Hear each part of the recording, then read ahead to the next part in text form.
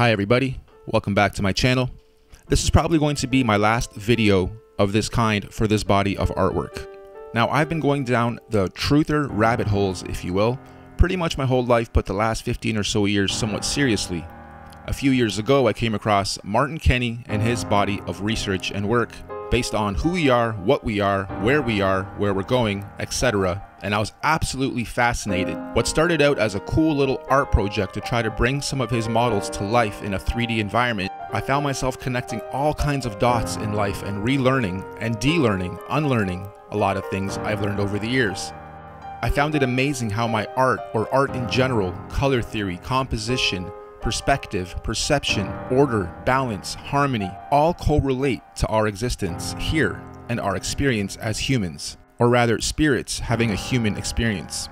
I've also been producing music for the last 25 years, and this sent me down beautiful bodies of knowledge in regards to the solfeggio frequencies, the 432 Hz, and other sacred frequencies which have been used over time in many ways, and how perverted our current state of media consumption is in regards to all of it being a beautifully designed cocktail to destroy your soul, depolarize you, and keep you hooked on a toxic intake with all of your senses. Anyway, music production, the sine wave. We all come from a sine wave. God, to me, is this guy right here.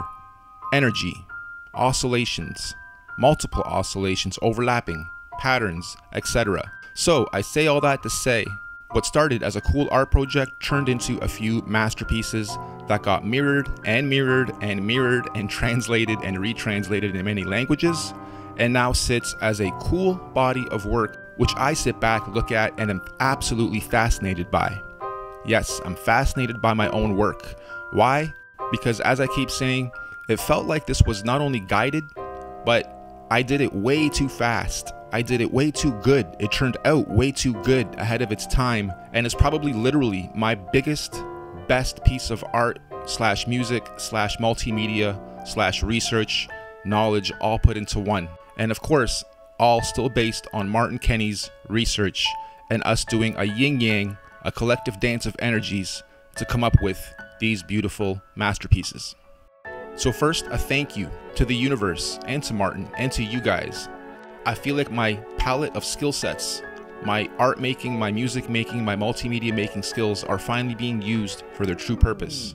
These passion projects, as I call them, take a lot out of me, but also fill me with knowledge, a new way to experience this life, a new way to appreciate this experience as well. Okay, so the reason why I'm even doing this last video is this is a compilation of everything. And when I say everything, I mean a lot of stuff has been removed from YouTube. A lot of stuff has been removed from my channel. I actually even removed some of my own stuff at one point. So here I'm recompiling everything that I did, including new stuff you may not have seen before, into one long video. So when you look at the length of this video, no, it's not just one, it's a whole compilation of everything. So thank you again to this beautiful universe for choosing me as the conduit, and for showing me there are people in this world that do have eyes to see and ears to hear, and maybe our receptors are even a little broader, wider, and capable of receiving information that most can't, which in turn turns into prophetic work like we have here. So thank you again, and enjoy this long ass video.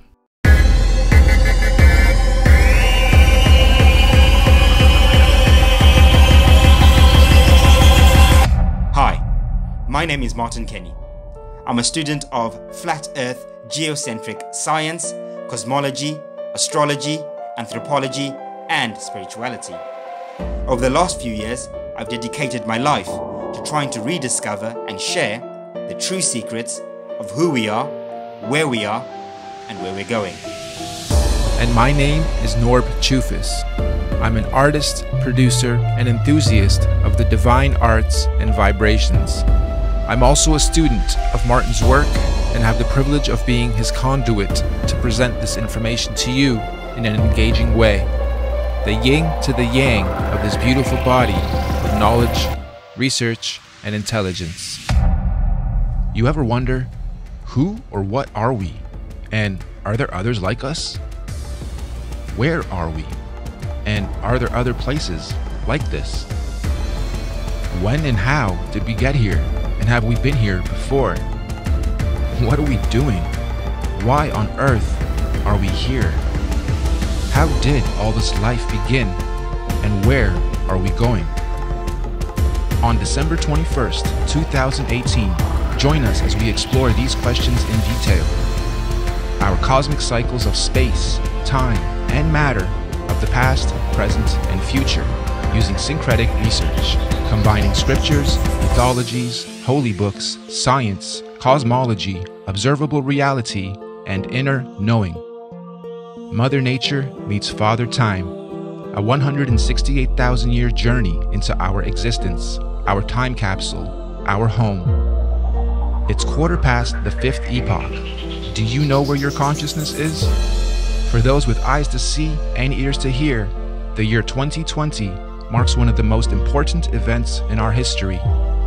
Let us help you prepare, understand, and be aware of the changes to come in our world.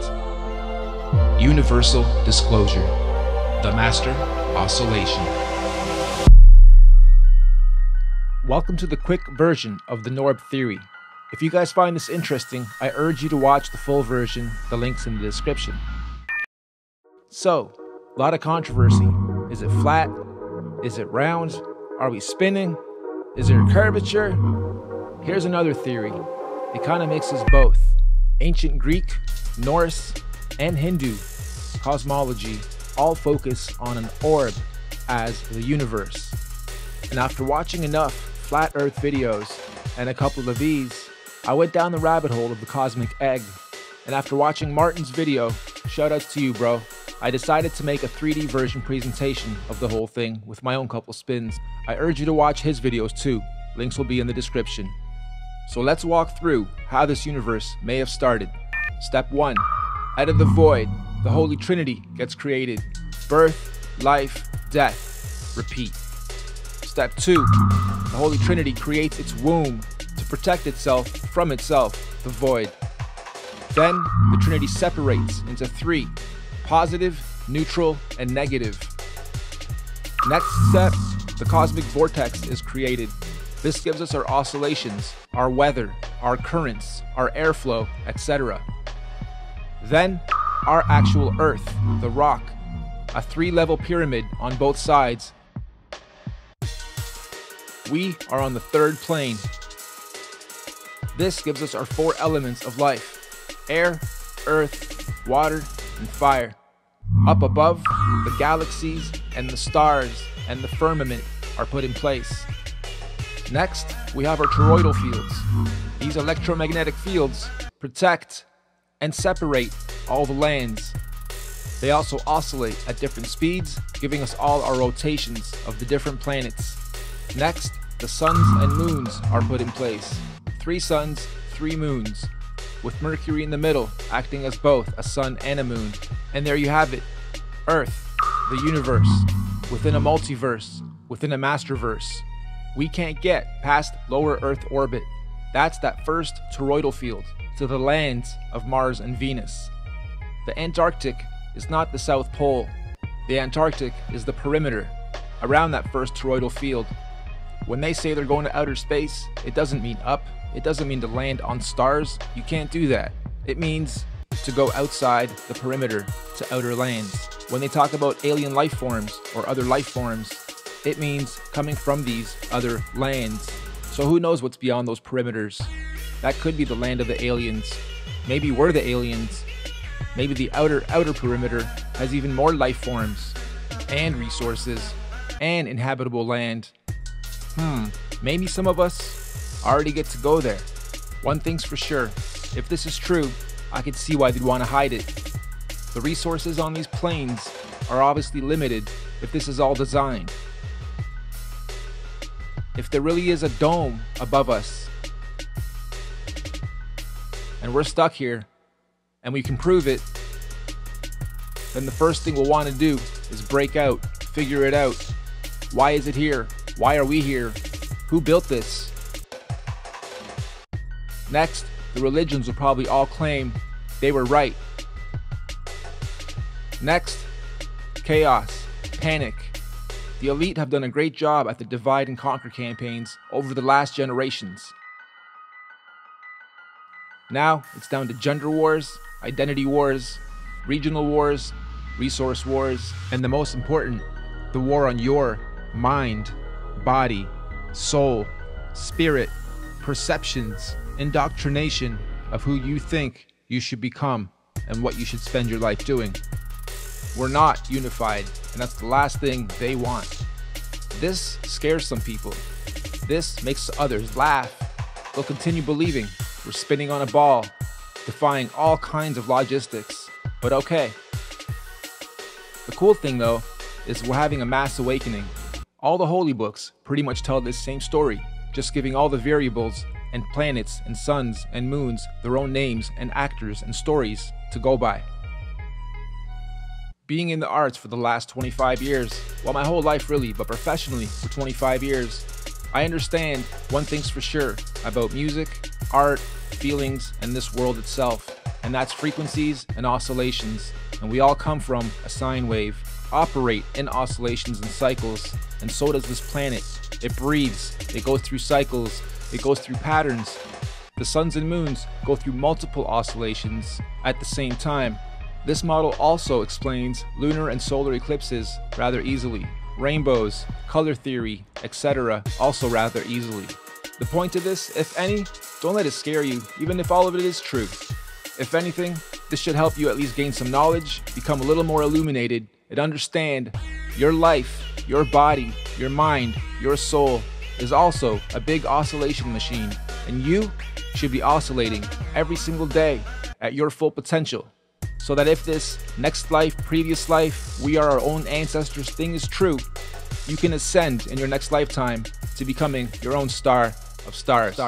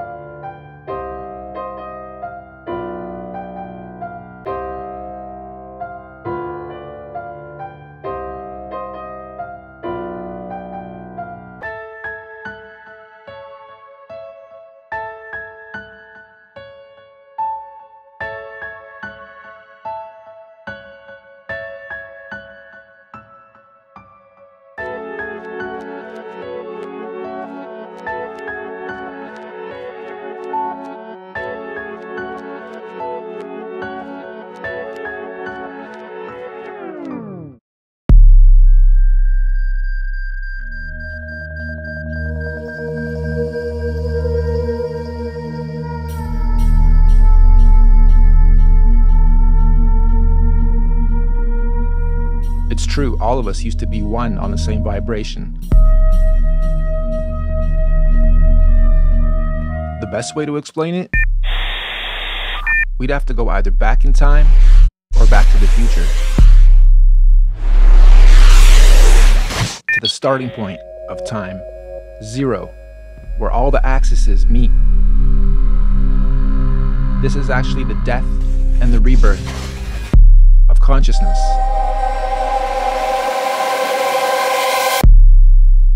With the huge controversy on whether we do live on this spinning ball or a flat plane, I'm here to present an alternate theory, kind of mixing both. Ready?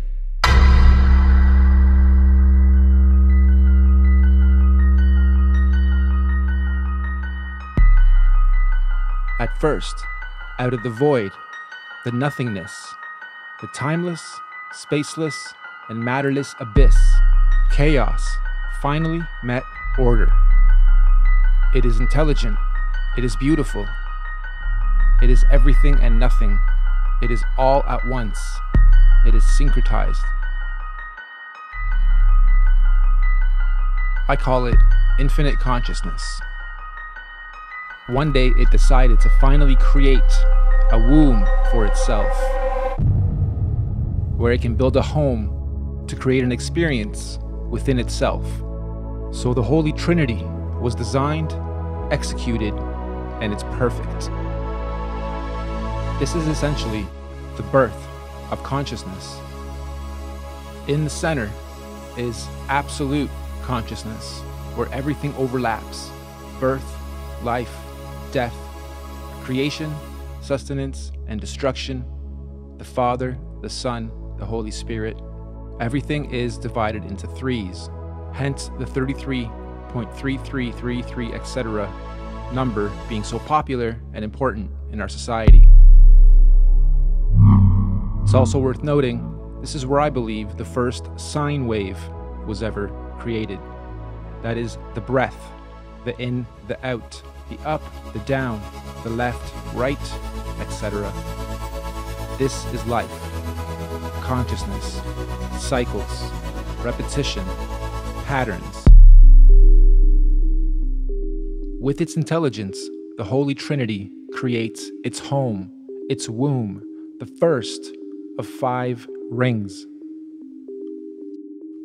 This is the seed of life, where everything starts.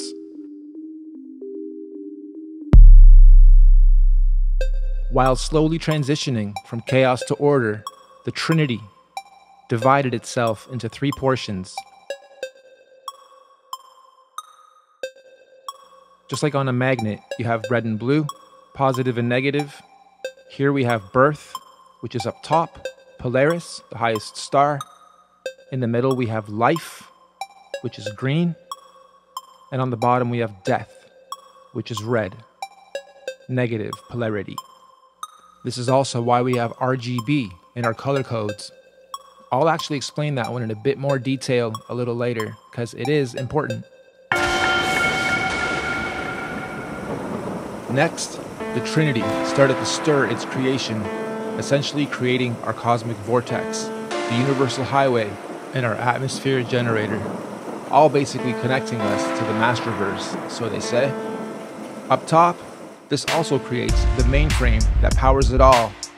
This gives us our energy, our weather, our flow of airs, waters, currents, all spinning clockwise, oscillating, and giving us our gases, gravities, densities, buoyancies, turbulence, etc.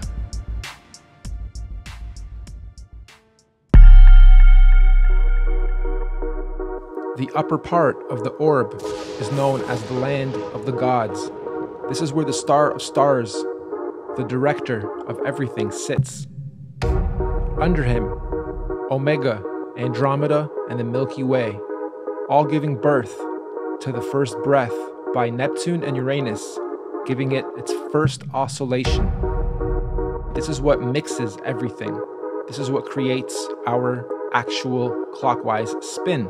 We know it as the vortex, the cosmic vortex, or the black hole. Next, we have our actual Earth, built in 3 parts as well, both above and below. Like they say, as above, so below. So we have 3-part pyramid here, and each level of these pyramids are our lands. So we have the crust, the mantle, inner core, and outer core. This is also what gives us our 4 elements of life: air, earth, water, fire. Also, now that you have this viewpoint, you can see that there is such thing as space. However, it's not to go to other planets up there, it's to go to outer lands beyond our perimeter. Why can't we go to the perimeters?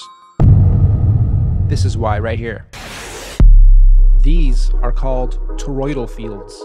You guys know them as the Van Allen belts. There are 5 toroidal fields that separate the lands and give each its own ecosystem, its own sun and moon, and give each its own atmosphere and rotate and oscillate to give the Earth its breathing system.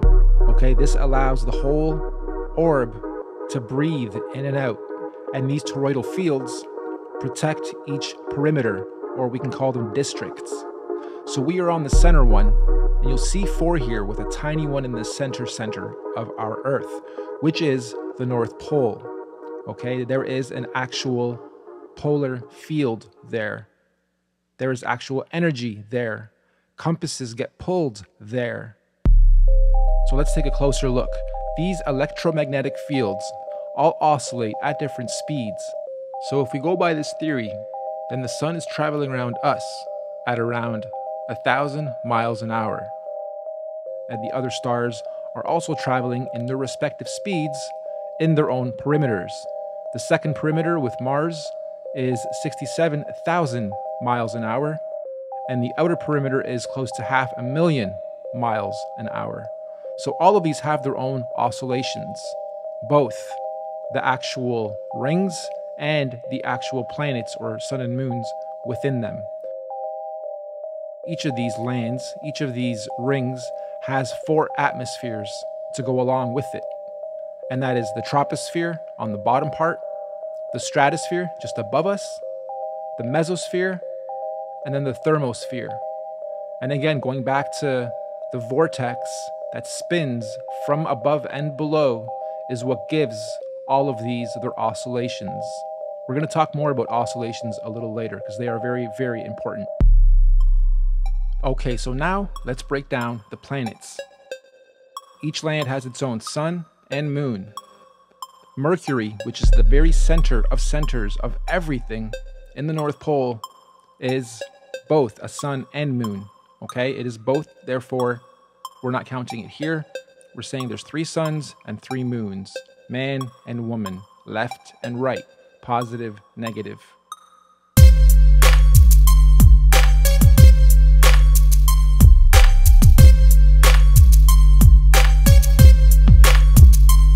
Each land has its own ecosystem. This is where the theory of extraterrestrials or extra terrain, extra land, come from. The outer ring may also be where dinosaurs, creatures, aliens, again, a different ecosystem, different light sources, colors, air, breath, everything is different. So, when they say they're trying to explore outer space, it doesn't really mean up, because those are luminaries, those are stars, those cannot be landed on. They mean outer lands beyond the perimeters known as the South Pole or the Antarctic.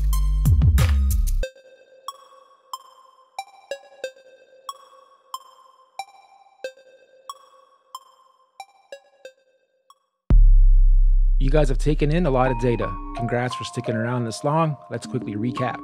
We have the Holy Trinity creating the womb. Then the Holy Trinity separates into positive, neutrality, and negative. Then a vortex is created. Then a rock is created for our lands. Then our toroidal fields are created to create cycles and to create breath and to create oscillations. Then suns and moons are created, and they also have their own oscillations, and they are all respective to their own lands. So let's break down oscillations some more. Here we simply see a sun and a moon going around in a circle. And here we see 3 going around in circles. Now some are oscillating faster than others, but they're all generally going in a circle.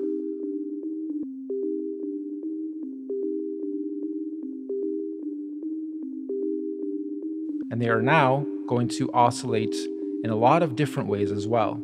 Here you see the original oscillation to the different types of patterns you can create while doing your big oscillation. So this is a double oscillation. And here you can see that all the planets are also moving up and down over their oscillations as well. So we have a big oscillation, and then a pattern within that as a secondary oscillation.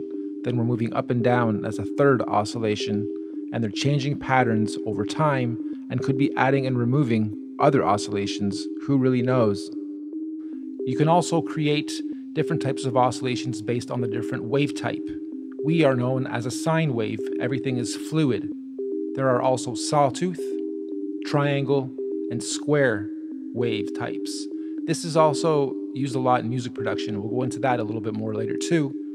But you can see that these patterns create beautiful shapes, and they also depict our time, our seasons, our summers, winters, when the planet's breathing, opening and closing.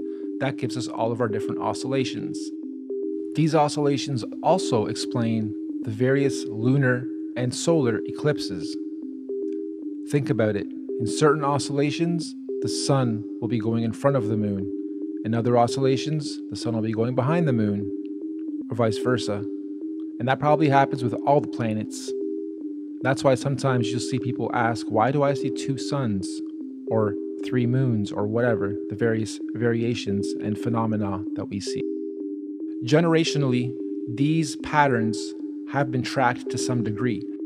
If you actually pause the video as these are going around in their circles, you'll start to create amazing shapes. And if you connect all the planets and the dots, so to speak, you'll see where the yin-yang symbol comes from, the positive negatives come from, color theory comes from, frequencies come from, everything basically comes from these oscillations. It is a beautiful system of design. They say the fallen angels or the illuminated ones have had this knowledge, which I'm presenting to you today as a simple theory, but there's probably some truths to some of this, have had it for a long time, and it has been perverted and distorted over time. Now, just as a side note, wouldn't it be a great story to tell the populace that you cannot get off this plane, this plane, because there is just infinite time and space outside of this plane?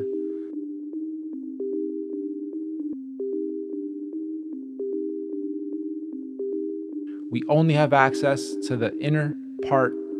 It is a special part of all this because it is the center, and we have access to the North Pole, which is where ascension happens.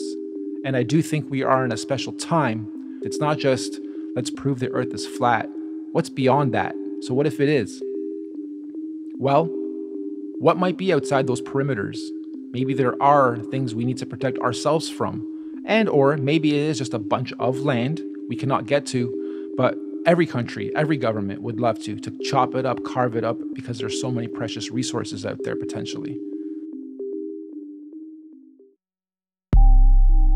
Okay, so let's look at oscillations and frequencies in music now. I've been doing music production for a very long time, on top of doing art, digital media, video. I've gone through everything to do with art at a fundamental level in various gifted schools and whatnot.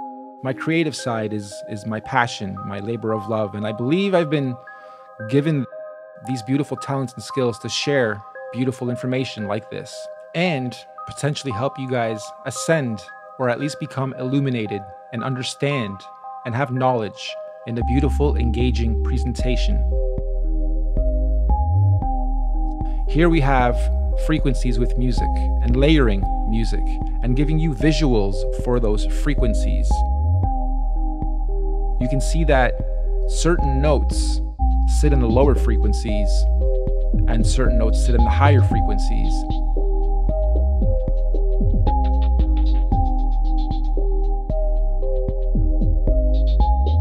But here you can see layers of audio overlapping each other and creating beautiful waves as well. And when you layer things properly, you create harmonics, natural harmonics. And that's when the oscillations become beautiful visuals as well. So everything is everything. And this is another example of that. But when it comes to music, and when it comes to artists hitting certain notes and singing certain melodies, or priests chanting, or other melodic structures, or chording, or layering of your voice or an instrument, again, you get beautiful harmonics. So when we play something in the higher octaves, it sounds angelic.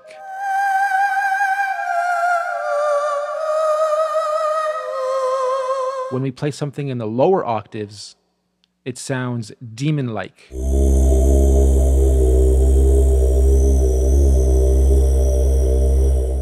If we take this one step further and add a visual and sound effects, you can definitely see how you can make someone uncomfortable or anxious by design. Now, while watching this, think of your daily routine and how you oscillate and what you eat and what type of frequencies you take in, people you talk to, entertainment you take in, etc. You'll be surprised at how much negative energy you probably take in on a daily basis and don't even know it.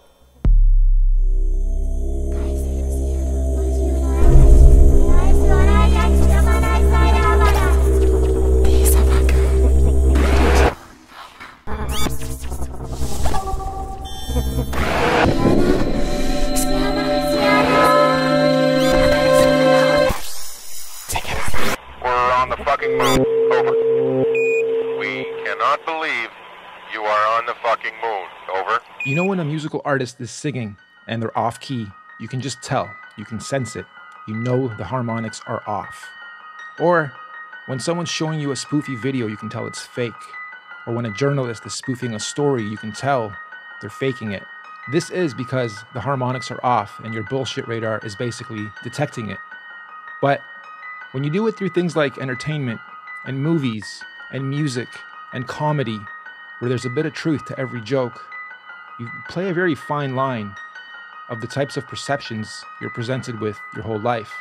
So of course, me showing you this stuff's probably making you reject it instinctively, because your whole life you've been told we're living on a ball that's spinning in outer space in infinity. And in part, some of that might be true. Singularity could be the Big Bang. Our whole universe might well be flying through infinite void.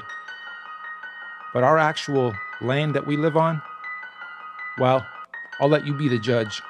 Or you've ended up on this video because you've already discovered your own truth. So what I'm trying to say, when you do listen to frequencies, watch movies, do your day-to-day, take in 5,000 logos, 400 cents, 300 people's eye contact, and energies overlapping yours, think about what your purpose in this life is.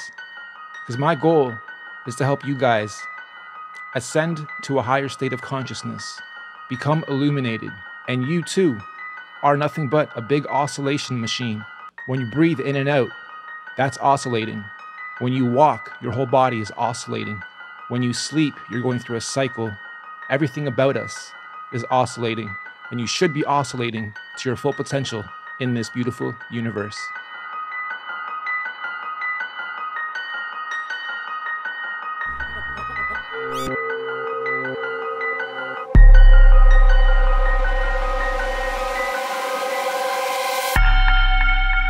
In between the 4th and 5th toroidal fields is where the firmament sits.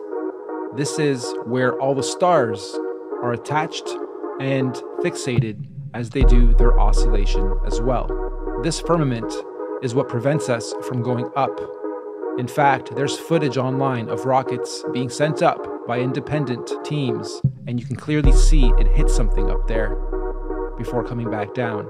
Now, if you look up Operation Fishbowl and Operation High Jump, you'll come across some interesting information regarding the efforts that the governments have put in to try to get through the firmament.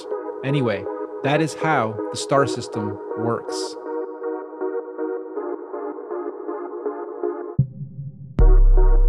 Now, the top 2 planets, Neptune and Uranus, are, I believe, also just above the firmament.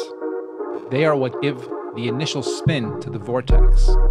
These two are also known as exoplanets, and that is because they are on the exterior of the toroidal fields and outside of the 3 suns and moons system.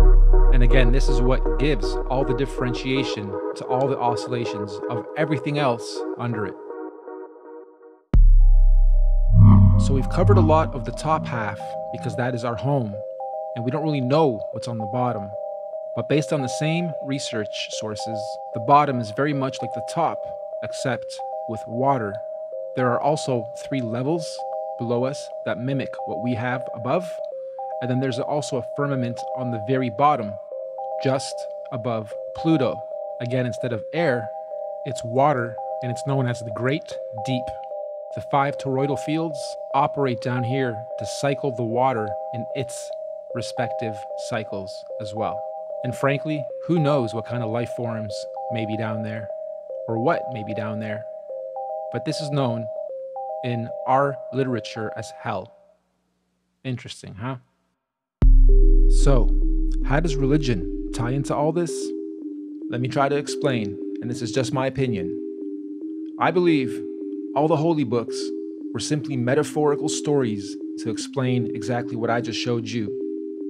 I don't believe they were actual people. I believe they were depicting everything you see here, and all the variables were given their own characters. I'm going to stick to the Bible here, just to give you guys a couple random examples, and then please refer to any of it for yourselves to see if you can pinpoint the metaphor. When they say Jesus died on the cross, that is a metaphor for Jesus is Christ. Christ represents consciousness. Consciousness died on the cross. The cross is the crux, again, the cross section, the middle point of middle points. And if we look at the cross in a 3D format, you'll notice it's not a plus symbol. The center horizontal piece is moved up because on the universe, we are not in the center of centers, we are up a little bit on that third plane, right? So when consciousness died at the cross section of our universe, that is the North Pole. And when they say follow the North Star, that is Polaris. And the birth of Jesus is also under the North Star. The very center of the first toroidal field inside is known as the Garden of Eden.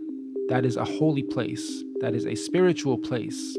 So when Christ was crucified, consciousness ascended into the heavens through the moons, because you come in through the suns and you leave through the moons, ascended into heaven, and 3 days later was reborn. Again, a metaphor for reincarnation, or your next cycle, your next life. This is where past lives, future lives, we are our own ancestors, etc., comes from as well. Also, in the name of the Father, Son, and Holy Spirit derives from this too. Pretty much every single thing you see in the holy books, it's a story and a metaphor to explain one of these variables in this beautiful universe. Hey, I'm just putting forth theories. I'm not trying to push any religion onto anybody, nor am I religious. But I do believe that people in ancient times simply had this knowledge and again told it to us in story format, or in book format, or in holy book format. I thought a lot about how to close this out because I've given you a lot of intel, and some of you are probably laughing, while others have been here before, and others are even farther along in the research than I am. Some of you are probably asking, where did you get all this info? Are you just making this shit up, or is this actually sourced material, or... Well, it's a mix of ancient literature, cosmology, science, and putting various random puzzle pieces together for a long time. Again, it's called the Norb theory because it's just that. I don't believe in this definitively either. I just think it's a lot more plausible than what we're currently told. And as I close this out, I'm going to show you guys some screen caps of others that have taken this theory before me in their own ways and presented it. I'm also going to leave links in the description to the stuff that influenced me, at least some of it, that breaks some of this down and gives it even more context. So, does it really matter if the Earth is flat or not? Not really. At least not for those that already don't believe a lot of what we're told and taught. And there's a lot of us, and more, awakening every day. But I guess some of the fears would be that the religions would quickly claim they had the right story. There is a creator, something designed this thing, be it a simulation of a simulation, or a great designer, a god, a greater being. And not to mention, they'd have to finally fess up that they've been lying this whole time and give us full disclosure, which may well happen. It's actually an exciting time as more people wake up. There's a lot to explore, there's a lot to learn, and it's amazing to finally realize we don't know that much about ourselves or where we live, at least not most of us. I always thought there must be some order, it's not just all chaos and random, and this was my final missing link to that thinking.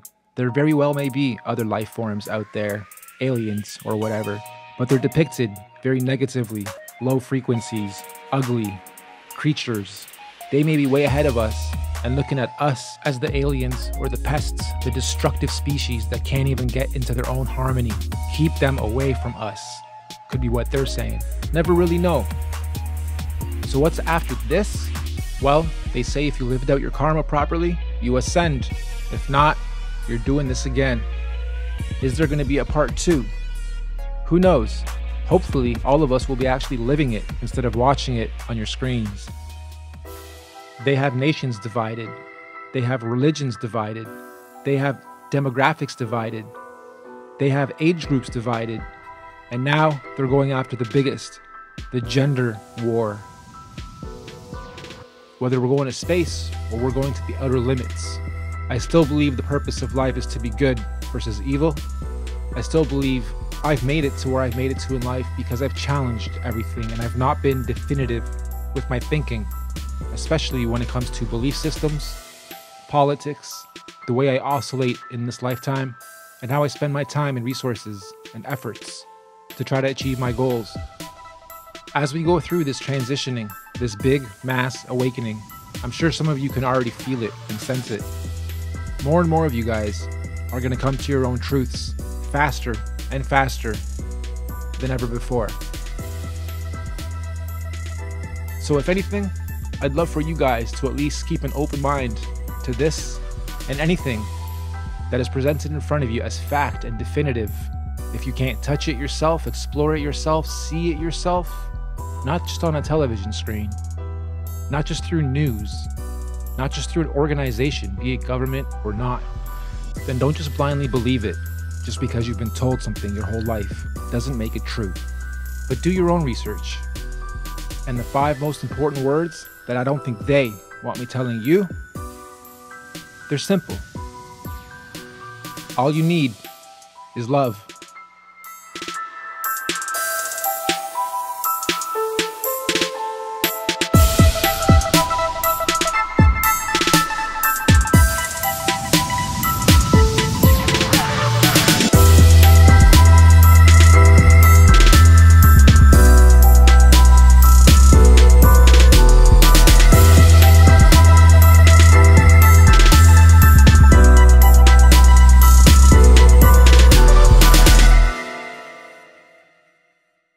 So the sun is Sunday, moon is Monday, Mars is Tuesday, Mercury, the center, is Wednesday, Jupiter is Thursday, Venus is Friday, Saturn is Saturday.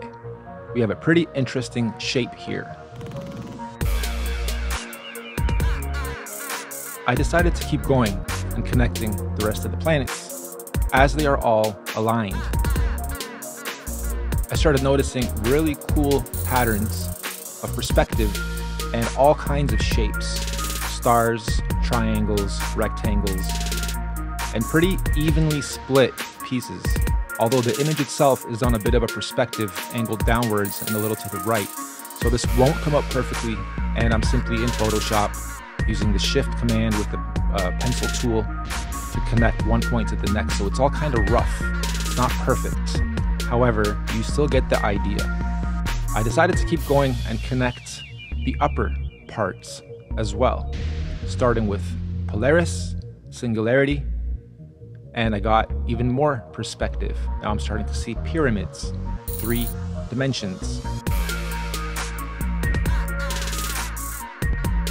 Then I started to think about some of our structures and some of our stories, and the story of Babel, where they built the tower to try to get up there. And Polaris decided, nope, we're gonna flood everything, you guys gotta start over. You can't cheat the system to try to get up and ascend faster.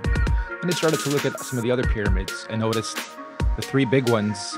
It's important because the tallest is always Polaris, the second tallest is always a sun, and the third is always a moon. So the suns are always a little higher than the moons. Anyway, just thought this was kind of interesting as I start overlaying some of the images. Okay, so I start to go even higher now and connect the midpoint, the firmament, well, the midpoint up there. And I get even more perspective, perhaps even more dimensions. And again, as they are spinning and oscillating multiple directions at the same time and changing that directional pattern, We go through different cycles of time. We go through different cycles of energy. We go through different cycles of consciousness. Then I started to get a little sinister and look for logos that might fit, and came upon this. Again, just theorizing, just having some fun and being creative, seeing what I could come up with. And as I get each new puzzle piece and go, aha, something interesting just happened, let's add this to it, let's add that to it. This is just me, again, theorizing, being creative on perhaps why the chevron vector symbol is so important, because it's in everyday use all around us in all our energies and all our logos. This is definitely one of my biggest masterpieces as far as compiling a bunch of info and presenting it with wicked graphics, my own music, Foley, 3D from scratch, pretty much everything you see here. And I'm really proud of this thing. So please feel free to share it, critique it, drop your comments below. If there's any corrections to be made, feel free to drop those too. Thank you so much for watching, and have a great day. Even if it doesn't make sense, don't you ever question NASA, your authority, your government. They would never lie, nope, never spy, nope, never spray the sky, never take a bribe, right?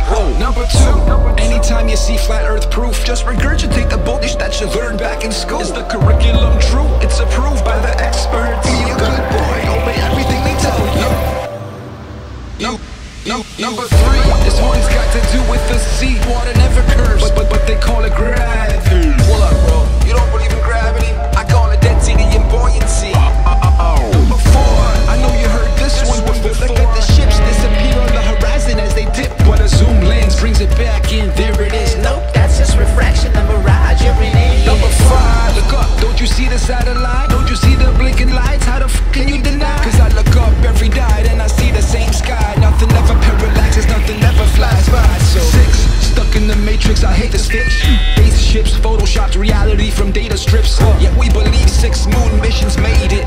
Yeah, all we see is CGI and some great tricks. 7, this rule is completely underrated. Keep your social life and flat earth completely separated. Cause the skeptics won't get this, but get this. Our freedom of artistic expression and free speech is under threat. Number 8, I ate it sideways, that's infinity. I was made from the Trinity, not no apes, just infinity. My algorithm is set to 432 hertz. Perfect fractal patterns, those are nature's words. Number 9, the math and the numbers say it all. Railroads and canals were built on no ball. And from ancient civilizations to today's shoot, the engineers don't put the curvature in their equations. I'm saying number 10, get ready to pretend, regurgitate again, cause you can't fail, my friend. And if you get too many F's, you get sent to the doc. You got ADD, a pop in a cocktail full of cans. Say the sun is not a 3 million miles away. That's a bunch of bullish hot spots, prove it. Say the sun is not a 3 million miles away. Get your mind right or they start to abuse it. They call it a sea level, not a sea curve. And I don't see curve, I'm a truth seeker. Vomit on reality distorted by these teachers and doctrinated research. Let's go and smoke some weed.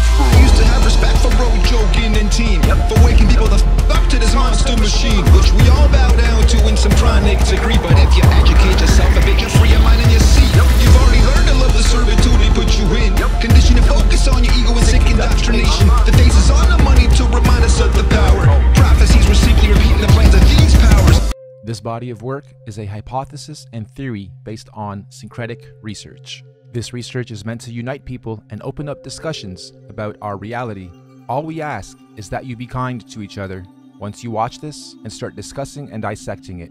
We also ask and strongly encourage you and everybody to re-upload and mirror this on any and every platform. Redub it in your language, do reaction videos, make screenshots, remixes, refixes, and get this out there.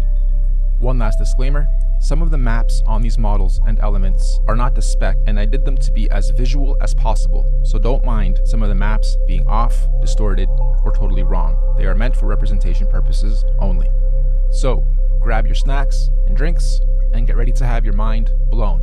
Let's go. Before we get into the details, it's extremely important that you have a full understanding of the construct of our geocentric electromagnetic universe. If you're not familiar with this geocentric model, we're going to leave links in the description for you to catch up on the basics. In short, we're not on a ball. Our Earth currently consists of 4 concentric rings of physical land, beginning and spiraling out from the 0-point axis at the center of the plane, just like a drop of water that falls into a larger body of water, therefore creating a ripple effect, beginning from its point of impact, concentrically expanding outwards. The very middle center of this vast earthly concentric plane is what's known as the 0-point axis. This is what we refer to as the magnetic North Pole. This central pole is not just a symbolical metaphor, but an actual physical marker, said to be a magical, or should I say, magnetic pillar, sometimes referred to as a holy mountain or the tree of life. The first big red pill you're gonna have to swallow is that beyond all these dimensional fields of energy from where we are now, in our northern and southern extremities, are other extraterrestrial lands inhabited by other extraterrestrial civilizations. This is what we might call extraterrestrial outer and inner space, extraterrestrial outer and inner Earth. I know, it sounds crazy, just bear with me. Each of these 4-dimensional rings of Earth have their own eco, lunar, solar systems and seasons, and their own sun and moons, which would be our current 7 wandering stars. Saturn and Jupiter being the solar sun and lunar moon of the outermost ring, domain, or realm of Earth. Mars and Venus being the solar sun and lunar moon of the next concentric domain of Earth inside that. This Mars and Venus domain would be the main realm beyond our southern Antarctic boundary and the Aurora Australis electromagnetic field. Then, of course, we have our own solar sun, Apollo, and lunar moon, Artemis, in this domain. And last but not least, Mercury within the inner central realm beyond our northern Arctic boundary and Aurora Borealis electromagnetic field. This inner star, Mercury, is androgynous, both a solar sun and lunar moon in one. It's sometimes referred to as the inner Earth Sun or Black Sun or Planet Nibiru or Planet X. Now, the full expanse of our entire earthly plane with all the different realms would be what the ancient Greeks referred to as Mother Gaia, the Kemetic Egyptians called the Benben or Mother Geb, and the Indo-Vedics referred to as the Bhumandala. In this presentation, we're going to explain and show how this spiral expansion of space, time, and matter began and continues to be. Let's go. This calendar is a modern interpretation and mix of the Aztec Mayan calendar, Egyptian dendra stone, the various Chinese and Indian dharma wheels, as well as other ancient cosmological and universal clocks and calendars. Many ancient cultures, civilizations, mystics, and researchers have created and depicted various cosmic clocks and calendars over the ages, some simple, others complex, but one thing is for sure, they all knew that all time operates in a cyclical pattern. They knew that everything in existence has a beginning, a middle, and an end. Birth, experience, growth, and death. Sunrise, midday, sunset, midnight. Spring, summer, autumn, winter. Iron, bronze, silver, gold. You get it. So our cosmic calendar of time is a macrocosmic and syncretic mirror reflection of those observable microcosmic clocks, calendars, cycles, and seasons of time. And as always, our research is embedded on the foundation of natural and observable everyday reality. Hopefully by the end of this presentation, you will have a better understanding of how different ages, races, civilizations, and realms have come about over time within our electromagnetic cosmic egg universe. So in order to understand our calendar better, we need to break down something known as an epoch. Our epoch here is going to be 24,000 years for one full cycle. What is the definition of an epoch? A division of time that is itself a subdivision of a larger period of time. Think of seconds to minutes to hours to days to months to years. Good examples of epochs. An epoch is also subdivided into ages corresponding to a series of chronological changes or events. An epoch can sometimes be referred to as an era, age, period, time, eon, span, stage, or point in history. Universal epochs are also sometimes referred to as a platonic year or a cosmic day. Just like a clock striking 12 and starting another cycle or day. So our epochs are 24,000 years, reflective of our natural 24-hour day and clock. 24 hours in a solar day, 24,000 years in a cosmic day. The first thing we're going to do is lay a typical 12-hour dial. We're going to follow this by also laying 12 months of the year, and follow that ring by a ring of the 12 zodiac signs matching up to each month. The next ring is going to represent our 4 seasons: autumn, winter, spring, and summer. The ring inside this one is going to represent our 24-hour clock, with 6 p.m. being represented at 12. The next ring is our meridian. We have midnight, quarter past, half past, and quarter to. And inside this ring are going to be our 4 concentric lands, eras, ages, civilizations, and solar systems. As stated, we've already had 4 epoch cycles, and we are currently a quarter past the 5th. Now, just as there are 4 earthly physical realms, there are also 4 physical humanoid root races associated with the creation of each realm. These 4 root races are the Hyperboreans, Lemurians, Atlanteans, and Aryans. But there's also a 5th race of beings that lives in the center, Mount Meru, of our Earth. This is the Master Root race, the Polarians. Unlike the other 4, the Polarians are semi-ethereal, meaning not completely physical beings. They do not have a definitive skin pigment, size, color, or race. Having said that, they are often depicted as being somewhat indigo-bluish, translucent beings. The very middle or central point of Earth is where the Earth and the heavens meet, and this is where the gods live. We propose that the Polarians are able to transverse between the 2 worlds, the heavens or spiritual realms above, and Earth/physical planes below. Anyway, these Polarians began the human race at pole position. They were the very first forms of earthly beings to manifest on this plane. All the other 4 root races were seeded by the Polarians, hence the term Master Race. We could also call the Polarians the Guardians of the Earth. So this first Polarian epoch, or first 24,000 years, centered around the cosmic tree of life, was regulated by the grand heavenly first and largest solar system, Neptune and Uranus, the highest and first 2 wandering stars, or sun and moon, of our universe, albeit semi-ethereal in nature. And at the end of their epoch, the Polarians completed their first cycle or circle of cosmic time, 24,000 years of experience. This was the end of their epoch.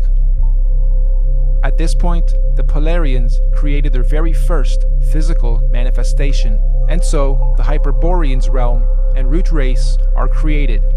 A new physical paradigm emerges, unfolding out of the North Polar Center Axis, aka the very first ripple.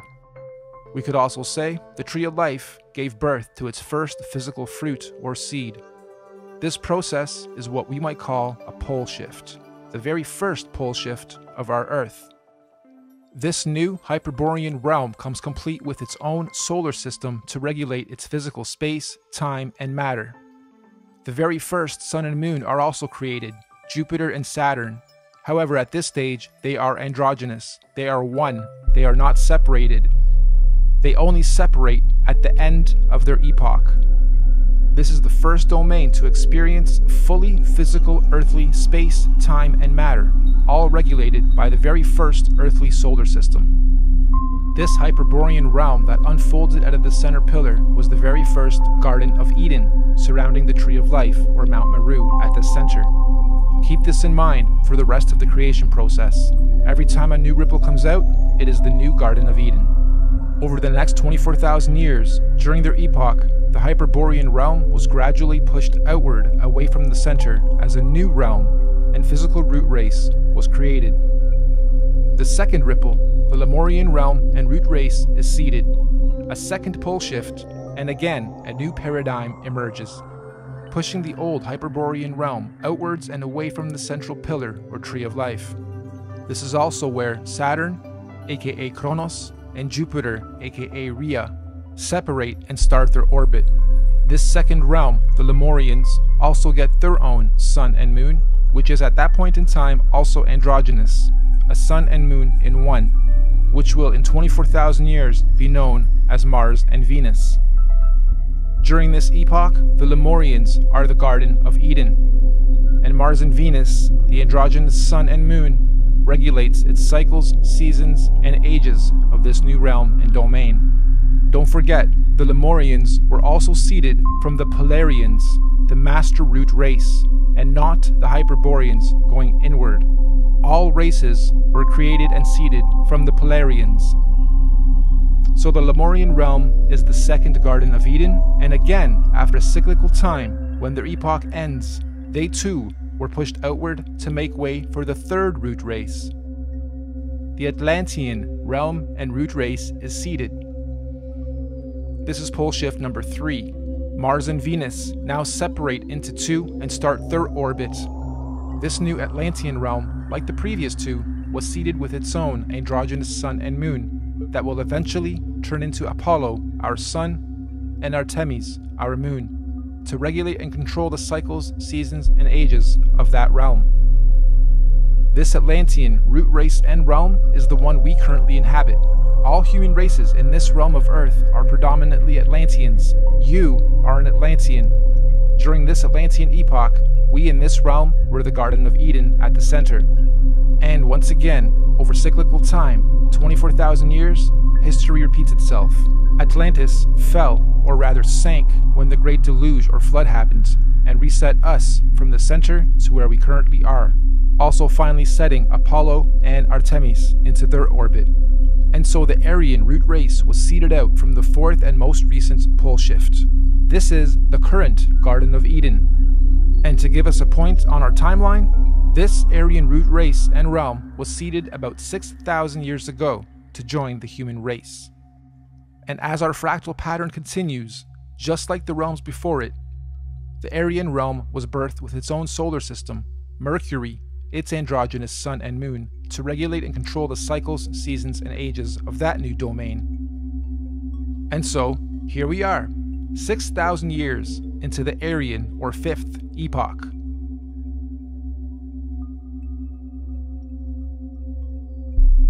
In summary, we have 5 epochs so far. The Master Race, the Polarians. 24,000 years later, the Hyperborean realm was created. 24,000 years after that, the Lemurian realm was created, then the Atlantean, then the Aryan. And according to many ancient scriptures, mythologies, and mystics, there are 2 more epochs to come, meaning 7 epochs, 7 earthly realms, and 7 root races. Moving on. You'll also notice in this realm of Earth we are currently in, there are 4 main races.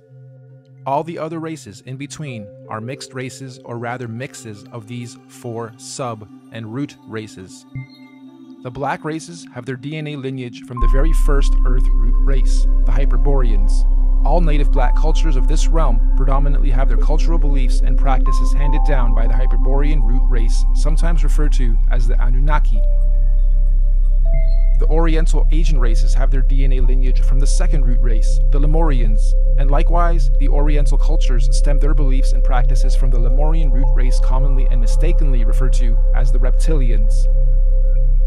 The Indo-Asian races have their DNA and lineage from the third root race, the Atlanteans. The Indo-Asians naturally stem their beliefs and practices from the Atlantean root race of their current realm.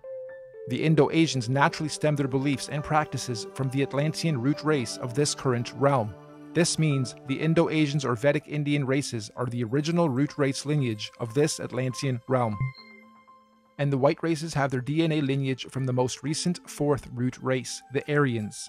And of course, most of the white cultural influences we see today are seeded from the Aryan root race currently at the center, Garden of Eden. The Aryans are what most religious texts and mythologies refer to as the current gods, or sometimes fallen angels. The Aryans are also sometimes confused with the Palladians, aka Polarians, who are semi-ethereal beings that live at the very center, Mount Meru, and not in the current Aryan Eden realm. Now, although we in this realm all appear to be different races within our different sub and mixed race lineage and traits, we are actually one race. This is due to the mixing of genetic codes over time. We are all predominantly Atlantean humans. only with slight genetic variances, most notably skin pigmentation, hair structure, eye color, and cultural and religious programs. In fact, most of the racial and religious divisions and wars fought today have their roots seeded from past wars between the 4 root races. We Atlanteans in this realm inherited our predisposed prejudices of one another from outside influences. Now, we hypothesize that all the other Earth realms would have many different multicultural sub- and mixed races in their own domains, just like we have in this realm. Meaning, there are probably thousands of different sub- and mixed races and cultures within the different domains across the entire plane of our Earth. But, fundamentally, every root, sub- and mixed race on Earth is of Polarian origin. Every physical conscious being in existence on Earth is of Polarian origin, with all the various solar systems and extraterrestrial civilizations divided and separated from one another by the various toroidal electromagnetic fields, aka the Van Allen belts. These electromagnetic belts do periodically open and close or weaken and strengthen dependent on the various universal and cosmic cycles, seasons, and ages. This periodically happens to allow the sharing or rebalancing of conscious energy, technology, and knowledge between all the different earthly dimensional realms. And we are fast approaching the next opening of these electromagnetic barriers. This opening event will be a revelation that will impact us all in this realm, collectively and individually. We can already see the birthing pains of this great cosmic event with the current so-called conscious awakening and unusual weather patterns. Moving on. We must remember that these physical constructs we call bodies are just that. They are bodies, vehicles, avatars that carry the real, living, Polarian conscious energy or spirit being within it. This conscious energy within us that is here experiencing, learning, growing, and sharing is what some might call a spirit or a soul. This is the real you, your soul, your conscious energy. And we all know energy has no color or race or nationality or prejudices, just polarity, positive energy, good vibes or people or souls, and negative energy, bad vibes, people or souls. And as such, the human race is just part of the temporary physical journey, individually and collectively, what many in modern times term as the matrix, or what the ancients called the Maya, the illusion. Next, let's explore exactly how cosmic epochs and ages work, using the current Aryan epoch calendar as our reference. You'll notice the outside rings note our months of the year, as well as our 12 zodiac signs. The 12 solar months are actually a microcosmic reflection of the 12 zodiac constellations. These 12 zodiac constellations are our heavenly cosmic clock rotating above us. As they rotate, each constellation has its own energies that subconsciously influence and help guide us consciously here on the earthly plane, both individually and collectively. These 12 months are further divided into our 4 seasonal sections: autumn, winter, spring, and summer, which in cosmic terms are known as the 4 seasons of conscious evolution. These conscious seasons are what the Greeks called the 4 ages of man and Vedic scriptures called the Yuga ages. These 4 Yuga ages are the Golden Age, Satya Yuga, Silver Age, Treta Yuga, Bronze Age, Dwapara Yuga, and Iron Age, Kali Yuga. A full epoch, 24,000 years, is broken up into 8 Yuga ages. Therefore, each Yuga age is 3,000 years. You'll also notice there are more golden or yellow ages than any other. This is because the golden ages mirror the sun's presence during the course of our 12 calendar month solar season. So as you can see, lots of sunshine in the summer, a little less in autumn and spring, and little to none in winter. Of course, sunshine in this case is translated into conscious intelligence. And obviously, the Yuga ages of our universal summer are much higher states of consciousness than the Yuga ages of the spring, autumn, and certainly winter ages. We also hypothesize that when golden ages overlap within different realms, there are no torus fields or separation between those particular realms. This means that when the time comes and the golden ages overlap, all lands that overlap can be crossed in and out of. In other words, those particular domains are open and free to interact without restriction. This is because they are oscillating at the same golden ratio of frequency or resonance. So, let's now map the universal, cosmic, and solar timelines of all the individual realms or domains. Mainstream science tells us that the Iron Age began about 6,000 years ago, which mirrors the reset point here, 12 o'clock. They also tell us that the Middle Ages were about 3,000 years ago from today, which again mirrors the timeline here. And this timeline is also the common narrative among most holy books. So, our calendar has our realm or domain beginning this epoch 6,000 years ago with the age of Taurus, the bull. Interestingly, the Old Testament of the Bible begins in an age where they worship the bull. This is symbolical of the first 2,000 years of Taurus astrological energy. After some time, bull worship ended with the story of God telling Abraham to stop bull worship and instead sacrifice a ram. This is symbolical of the change from the Taurus bull age into the Aries ram age. And again, 2,000 years later, Jesus, the fisher of men, comes into play. The Jesus fish symbolism is telling us of the shift from the Aries into the two fish Pisces age. And once again, as we reach the end of the Jesus fish Piscean age, we now see the effects of the new water Aquarian age. Aquarius, of course, is symbolized by the mixing of waters. It is the age of mixing, discovery, disclosure, and technology. If we were to set this calendar to today's date, we would be sitting at just before quarter past reset. 6,000 years into the fifth epoch, bang in the middle of the cosmic winter or iron age of universal collective consciousness. In fact, to be a little more exact, we've got us at 2 minutes to midnight. Midnight being 2020, minutes being years. Now, this is interesting because mainstream science has something called a doomsday clock. And on the doomsday clock, they are saying the Earth is 2 minutes to midnight or doomsday. It was actually moved from 3 minutes to 2 minutes on the 18th of January of 2018. And I'm sure most of you know that doomsday or apocalypse simply means a marked period or shift or change from one thing into another. The end of the old and the beginning of the new. And we are living in extremely exciting times for those who are paying attention to what is going on. Knowledge, truth, new information and discoveries are not to be feared. They are to be embraced.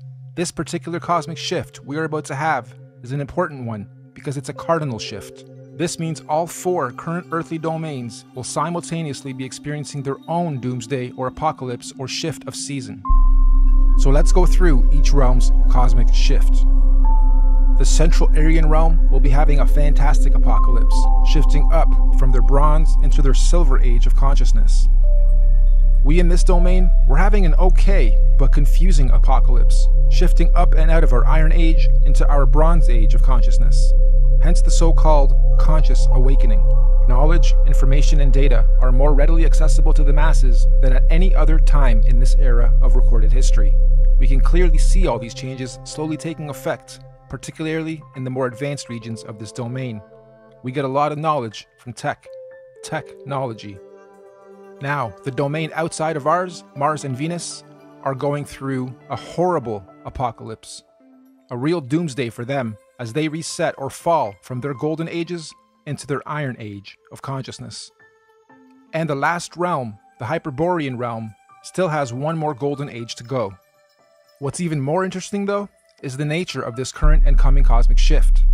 Like we said earlier, the current shift is called a cardinal shift, meaning we are not only having a zodiacal energy shift, but we will also simultaneously be having a physical solar shift to mark all these changes. This simultaneous double transitional shift is known as a cosmic or galactic alignment.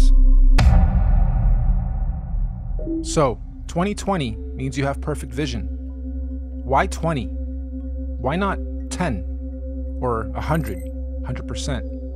Well, if you believe, like I strongly do, that we are running on scripts or scriptures, some that we haven't even discovered about ourselves, then you may also hypothesize that in 2020, we will all have perfect vision.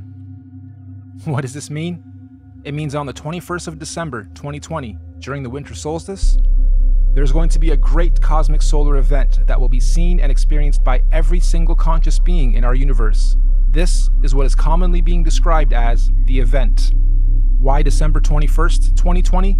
there's natural scientific significance of this date with relation to our solar system. Most of you will know that on the azimuthal equidistant geocentric Earth model, the Sun coils up and around the electromagnetic dome that encapsulates our Earth for the summers, and coils down towards the end of our solar year to its southernmost position of the Tropic of Capricorn, and on December 21st is at its lowest zenith or y-axis point, the farthest out from our land center and the closest to the Earth vertically. This is what's known as the winter solstice from a northern hemisphere perspective. Once the Sun has reached its lowest point, it follows the same gradient circuit, neither ascending or descending for 3 days, before it then begins its journey back up to the Tropic of Cancer towards the top and center of our electromagnetic dome of this domain. Meaning, every year, for only these 3 days of our year, from the 21st to the 24th of December, the Sun is neither rising or falling along the electromagnetic torus field dome over and around us. The Sun only resumes its ascension back up to the top 3 days after the 21st, on the 25th of December. Sound familiar? Dead for 3 days, only to rise again? Anyway, if there's to be any kind of cosmic solar event, it would most likely happen during this period when the Sun figuratively dies and is waiting to rise again. Using the same principle, we hypothesize that all the other suns in all the other domains follow a similar solar system. As above, so below. As within, so without. However, obviously their seasons and solstices occur at different times in relation to their own individual ecosystems.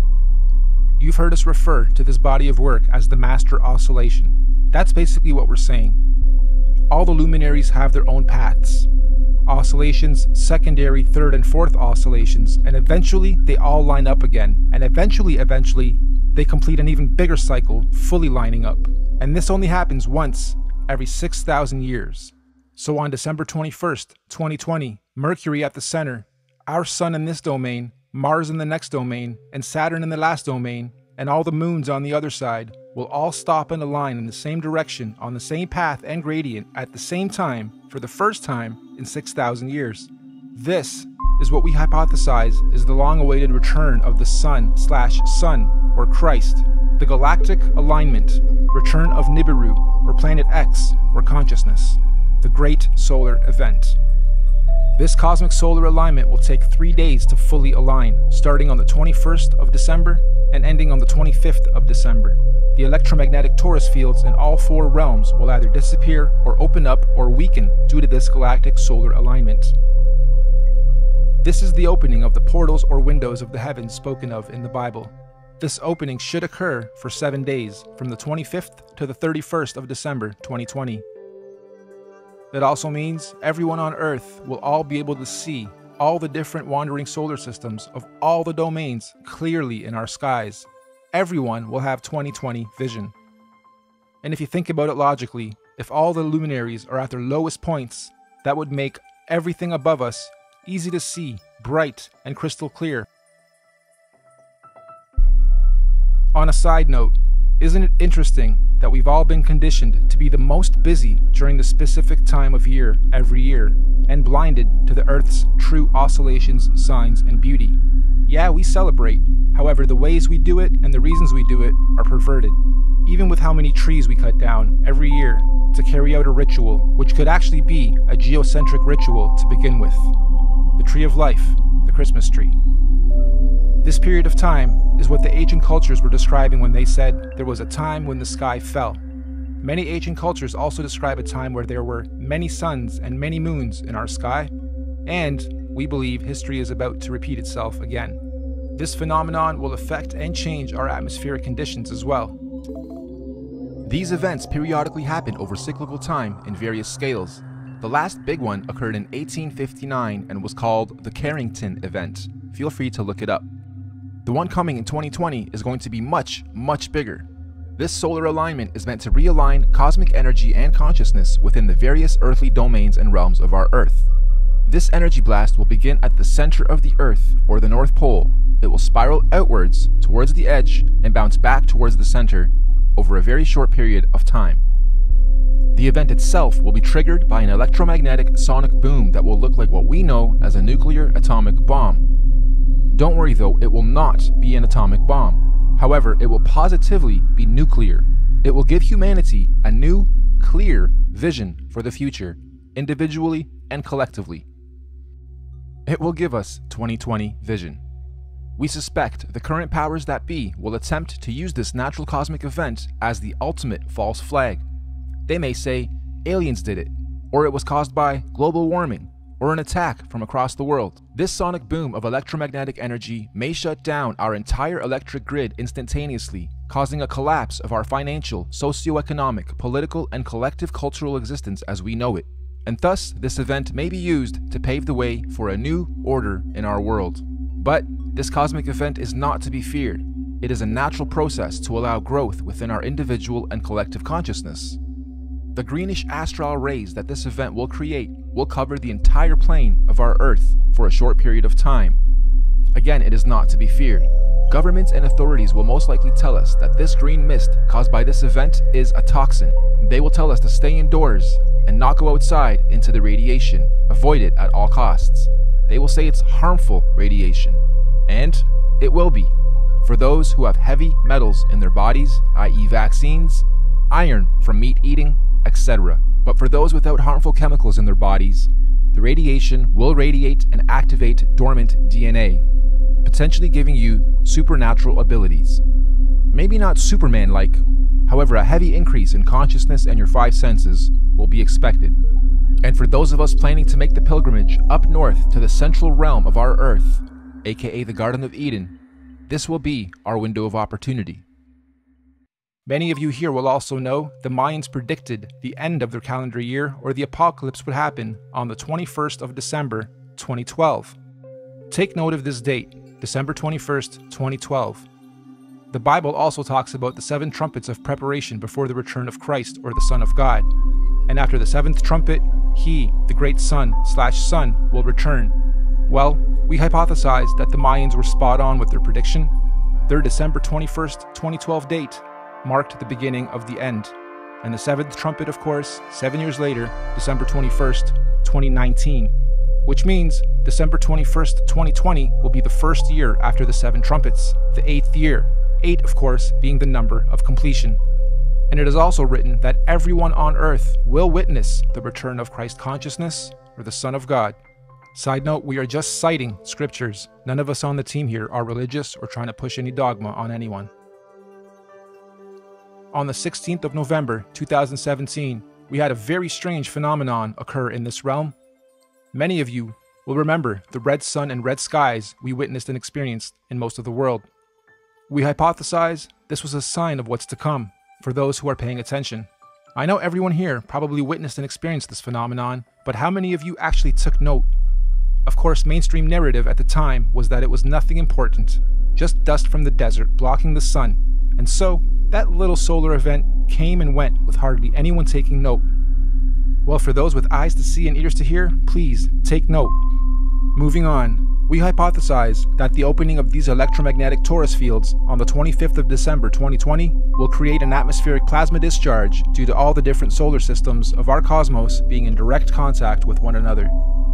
This will create a rainbow effect atmosphere all over Earth in all the realms, an atmospheric twilight, if you will. More importantly though, this opening event will also allow for physical travel between all 4 realms or domains for those with the technology or means to do so. We might call this real interdimensional or outer or inner space travel. Here's another big red pill. NASA has openly admitted on numerous occasions that we humans cannot go past low Earth orbit or beyond the Van Allen electromagnetic belts or domes. However, during this period, we believe we will finally be able to do so. And what does that mean for us? Well, all these different realms are going through their own individual cosmic shifts, seasons, and ages. Because the spiral ripple began at the center, it technically means that, at the center, the inner dome or realm is 3,000 years ahead of us. They have already had 3,000 years of Bronze Age, where we in this realm haven't yet. Our reset happened 3,000 years after theirs, which means, during this 7-day cosmic event, anyone able or allowed to enter this inner realm will technically be time traveling 3,000 years into the future, or ahead of time. In layman's terms, I'm saying that this inner domain is 3,000 years ahead of us technologically, physically, mentally, spiritually, and consciously. And yes, this is where we propose the concept of time travel into the future comes from. And on the flip side, as the ripples shifting outwards towards the Mars domain, they would now be 3,000 years behind us. So, going from our plane to theirs, we would be time traveling backwards 3,000 years. So, why on earth do the leaders of the free world think it's necessary to militarize space all of a sudden? And why on earth are space agencies and governments all talking about being the first to colonize Mars? Let's look at the definition of colonization. The act or process of settling among and establishing control over the indigenous people of an area. Or the action of appropriating a place or domain for one's own use. Makes you wonder if the very same so-called elite royal bloodlines and families who colonized this realm during our reset fall from gold to iron 3,000 years ago are about to do the same thing to this outer domain currently falling from their golden to iron age. As they say, there's nothing new under the sun, and history always repeats itself. With that in mind, let's rewind to something that happened very recently. December 22nd, 2017, the SpaceX Falcon launch. Note the date too, December 22nd, 2017. Wonder how many of you recall the unusual effects witnessed within this particular launch. It looked like the Falcon X was trying to pierce through something. Or perhaps, testing the outer electromagnetic belt or torus field. Kinda makes you wonder, were they trying to beat the clock? Perhaps they succeeded and the secret colonization to Mars is already underway as we speak, hence the militarization of space. However, if they didn't succeed, I'm willing to bet we're going to see another very similar attempt around the same time this year and next. Okay, let's stop for a second. I had to add this after the final edit. This script was written months and months ago. I got this script months and months ago, and as I was developing it, I wondered what would happen mid to late November as I was rendering that part. And the universe didn't let me down. Late November, we have Mars Insight. Crazy. Interdimensional earthly time travel is not just a matter of anyone packing their bags and simply going there. There are obviously many extenuating circumstances, like universal and natural laws, that determine how, when, and who can travel where. For instance, the advanced Bronze and Silver Age beings at the center would not want or allow any primitive Iron Age being from the outside into their domain, as it would unbalance their natural harmonic existence. So anyone here, from this realm, wishing to travel ahead of time into this inner realm would generally need to be quote-unquote ahead of their time here, where we currently are, vibrating at a high frequency spiritually, mentally, physically, mind, body, and soul. Many scriptures call this the days of reckoning, or judgment day, or the return of a messiah or messenger of some kind. In this case, we believe this is the so-called event, the return of Messiah. Anyway, let's move on.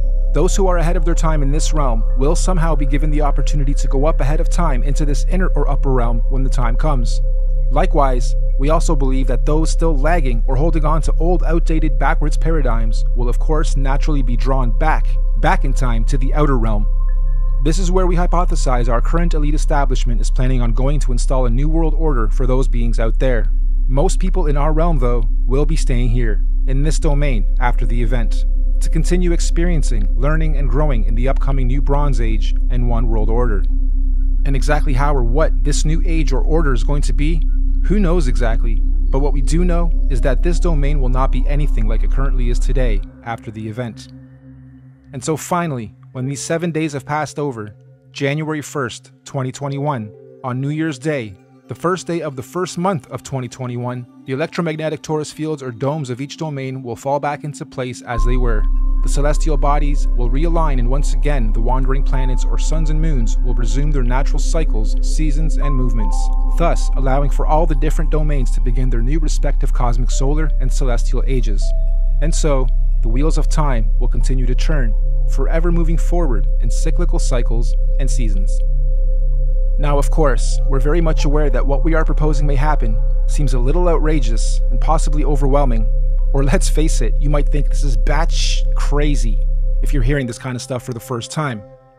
But we're not trying to preach or sell anything, simply sharing information based on cosmological, astrological, mythological, and observable reality syncretized research.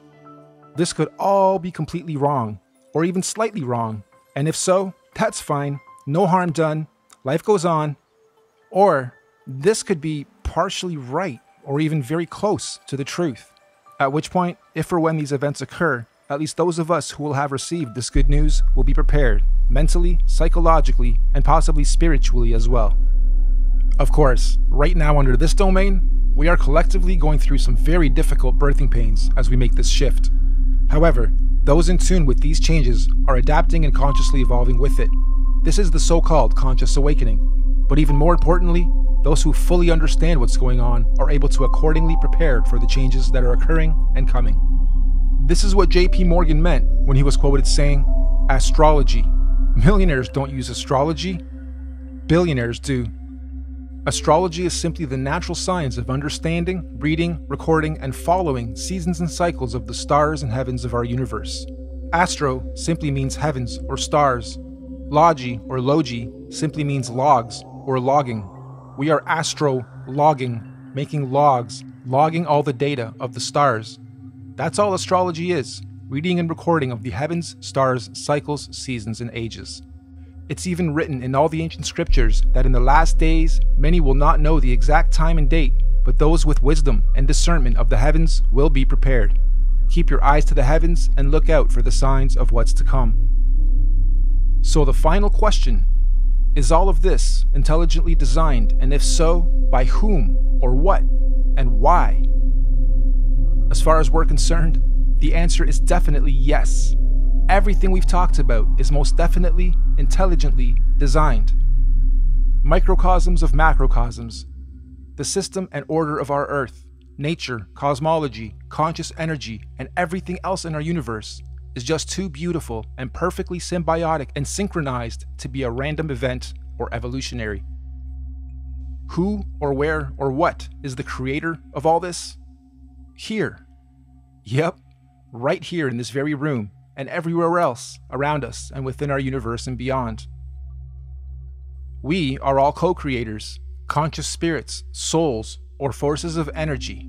Everything is energy. Everything is electromagnetic frequency, sound, and vibration, down to the sine wave. Quote-unquote God, any God, all gods, are energy. After all, even religion tells us that God is everything and nothing at the same time, right? The Alpha and the Omega, the beginning and the end, intelligent, conscious, immeasurable, unquantifiable, the source, the creator, just is. And since all of us are little conscious fields of energy, that perhaps we are all small manifestations of a greater conscious field of energy, soul, or spirit. Perhaps all of us are from the same original source, simply experiencing life individually, separate from the whole, little creators, in quality but not quantity, playing a game of cosmic hide and seek with ourselves, all part of the same one song, one verse, the universe, just singing in different tunes and octaves at different frequencies, and desperately trying to find a harmonic, melodic balance. And when we do, eventually, individually and collectively find harmony, we will finally be vibrating or singing from the same one verse in our universe.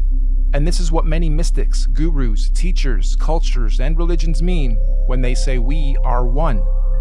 But for now, I think we're extremely far from that, and there's still much learning, exploration, and experiencing and growth to be had on this so-called journey of life before we get to harmony. There are still many seasons to be seen, roles to be played, cosmic ages, seasons, and events to be had amongst all this craziness and confusion we call life. So in conclusion, you, me, all of us are just visitors to this time and place, acting out different roles and characters. Some of us are being directed by various scripts and programs or scriptures, but as we begin to consciously awaken to who, what, where we are, and why we are here, the plot begins to thicken, and some of us have now chosen to completely lose the plot. Why? Because we've decided to start writing our own scripts, our own programs, directing our own lives and movies, and hopefully moving on to the next stage of this experience, learning and growth, in harmony. Nothing that we've talked about today is meant to be a fear campaign, because ultimately, there's nothing to fear or be confused or even upset about, whatever stage of life you are at on this journey. As cliche as it sounds, the truth will always set you free.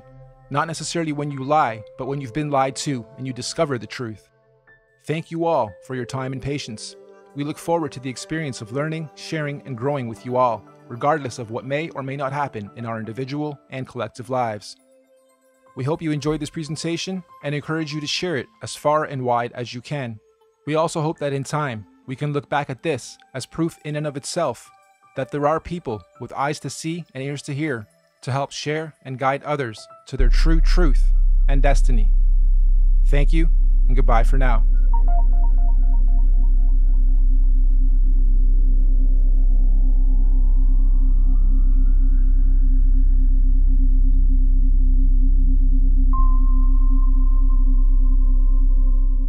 Hello everybody, this is Norbs. As many of you know, Martin Kenny and I are releasing a great piece of work on December 21st, and I'm over here rendering some of the scenes. And as I'm doing so, I had a pretty cool, mind-bending moment I want to share with you guys. So something that comes up a lot in this body of work of creation is the tree of life, the center of centers of all axes, X, Y, and Z, of our universe. Now many call it Mount Meru, the center mountain, which used to be a tree, the tree of life.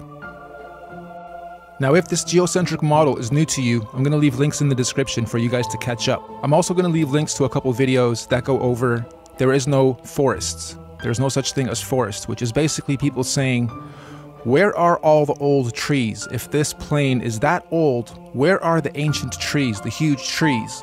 So they say that the mountains that we see used to actually be trees in previous times. And as I'm modeling some of these scenes, I'm incorporating the tree of life, and my first attempt at it is here. And I'm comparing it to nature, because as Martin likes to say, and I agree, nature doesn't lie. We can have our perceptions and perspectives messed with, but nature cannot lie to us, does not lie to us. So we look towards nature, and I thought this was a really cool shot, but Martin pointed out this isn't the right tree, and I kind of felt that too, but this was the first thing I kind of pulled together and just started looking at. And then I started comparing it to what we do claim our home to be, which is an electromagnetic universe. And we are in the midst of those torus fields as they oscillate and give off vibrations and energies, which is what we are. So I started looking at this and seeing a lot of correlation. But then I took it one step further and took this tree out and replaced it. And in this moment, as I overlaid the tree to the model, I had my mind bending, whoa, wait a minute, this can't be the real reason we celebrate Christmas and are doing this tree ritual, can it? And I started looking at the comparisons. So I'm going to put a Christmas tree side by side with our model here, and just be open-minded as we look at the overlaps and what the potential correlations could be. We look at the tree itself. We'll start at the very bottom. Most Christmas trees are put in that red base with water in it. That could be a correlation to Pluto on the very bottom, which is red, negative polarity, red polarity. Then the tree does sit in water. Then the tree is dressed with lights, which could correlate to our stars.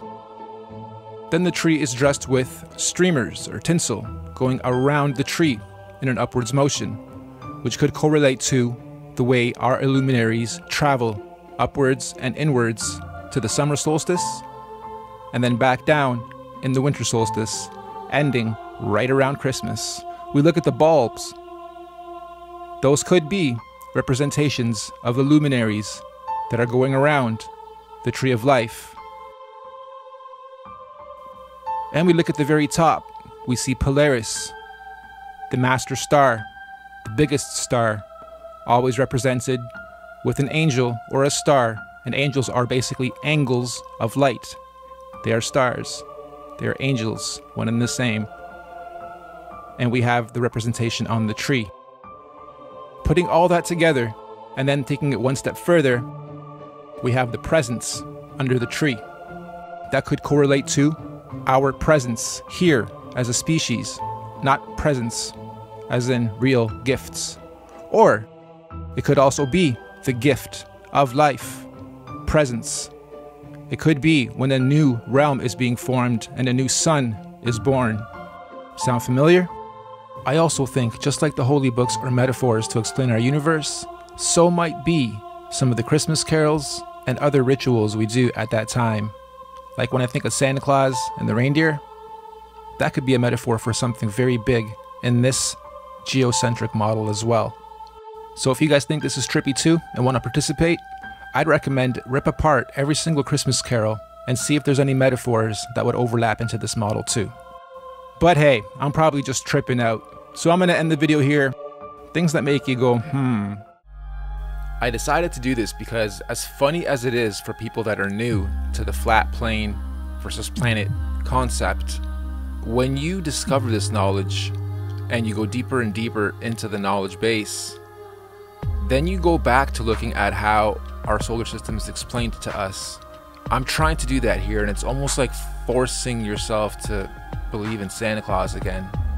There's no going back, but for sake of argument and for my own humor and yours, I'd like to rebuild and remodel this the way we're presented, our reality, and then put them side by side to what the flat plane and the Norb theory, the orb theory is.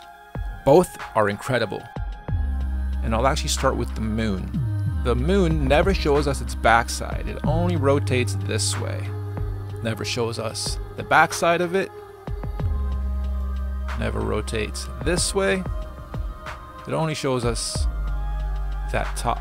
Okay, I'm cutting this into the video after I've already edited it, so pardon the background being different, but I had to pause on the moon portion and go back to it because the theory is that the reason we don't see the back of the moon and it never shows its backside is because there is no backside, and apparently it's actually flat. And really, we wouldn't know, and you'll understand why a little bit later in this video when I go over perception and perspective. But for all we know, that is what's happening, and it only rotates this way, right? Then if you take that theory and you think of the rest of the planets, maybe they're all like that, just disks faced towards us, never spinning in any direction but that. These other planets, if you look at actual footage from telescopes and crazy zooms, you never really see a full picture. They always look watery. They always look like just lights, illuminating lights, flashing, blinking, twinkling. So, food for thought. Okay, let's go back. Now I'm also going to make it rotate around the Earth.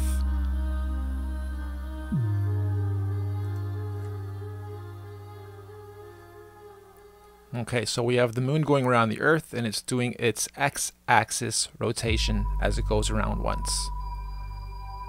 And apparently the moon is 237,000 miles, I believe it is, away from us. So now I'm going to go to the Earth group. Okay, just to show you guys what's happened so far. Now we have the Earth spinning, the cloud spinning a bit faster just to give it some realism, and the moon going around us.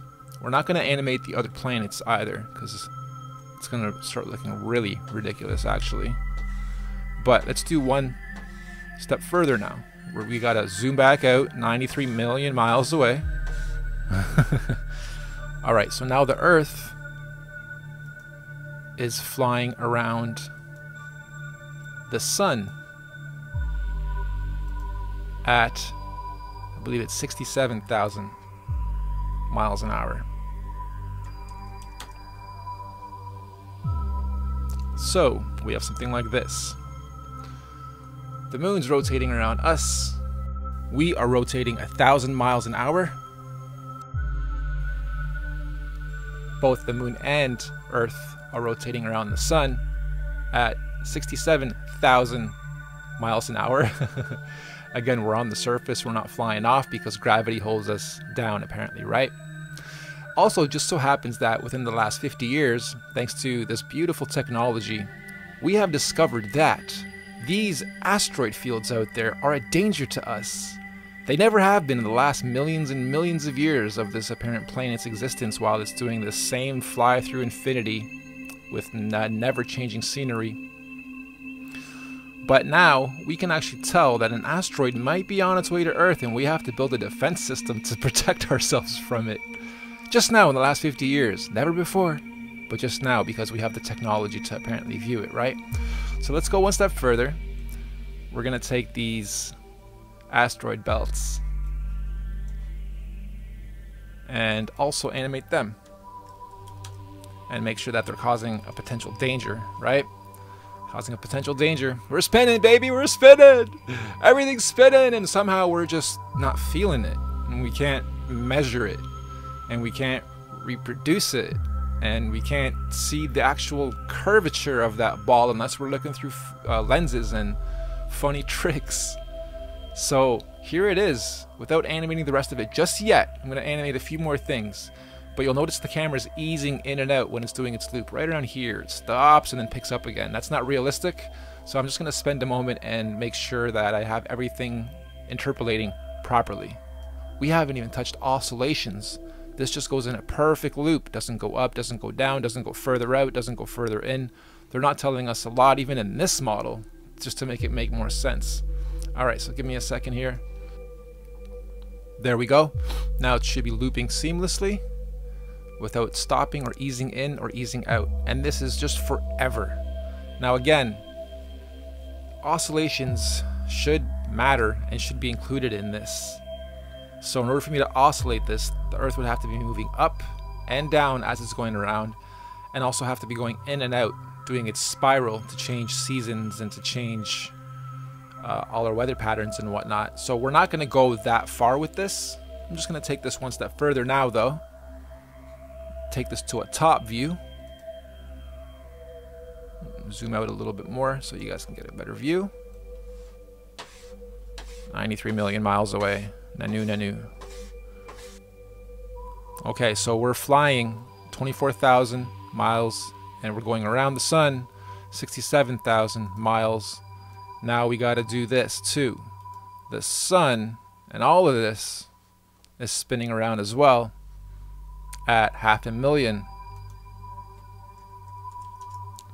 miles an hour. So everything is spinning while we're spinning, while the moon's spinning around us. And now on top of that, 500,000 miles an hour, the next figure is literally everything flying through infinity in the void at whatever millions of miles per hour that is. I forget that figure. Okay, this is parallaxing. Some stars are closer, some stars are farther away. The ones that are closer are going to fly by faster than us, than the ones farther away. The ones farther, really far away, barely move. This is parallaxing. This is when you know you're in a 3D environment, going through space, going through things. But we never see this, and the first star is so far away, it just always looks like this. Always. With a center point right there. If we're focused on Polaris, it would be right there, and a time-lapse video would show perfect trails the same way every single night. No parallaxing. Never flying through actual space. Never observable anyway. Let's do a little test now, shall we? Out of these two spheres, which one is bigger? Which one is smaller? Or are they both the same size? This has to do with perspective. Okay? I'm going to switch this to a double viewport. I'm going to switch this to perspective view. Look at the difference in sizes. This one is simply in the foreground. This one is way in the background, but it's huge. At least 5 times bigger than this one. If I didn't show you this though, you would still see them as being the same size. Maybe even this one being bigger, which in reality it is 5 times smaller. Alright, let's play again. This time there's 3. Which one of these is smallest to biggest? Or are they all the same size? And as you're getting your final answer together, think about when you look up. We don't look up too often, but when you do, how often do you see the sun? How bright can you claim it always is? Versus does it always stay the same brightness, the same distance from us? Is it oscillating a little higher up, a little further in towards the center, or a little further out? Is it slowing down or is it speeding up? Is it emitting the same brightness? Is it hitting the same atmospheres? Right? Perception comes into play into everything, especially your reality. Okay, the one on the left is actually the smallest and the closest to us. The one in the middle is the biggest by far, and it's way in the back. The one on the right is right along the center axis.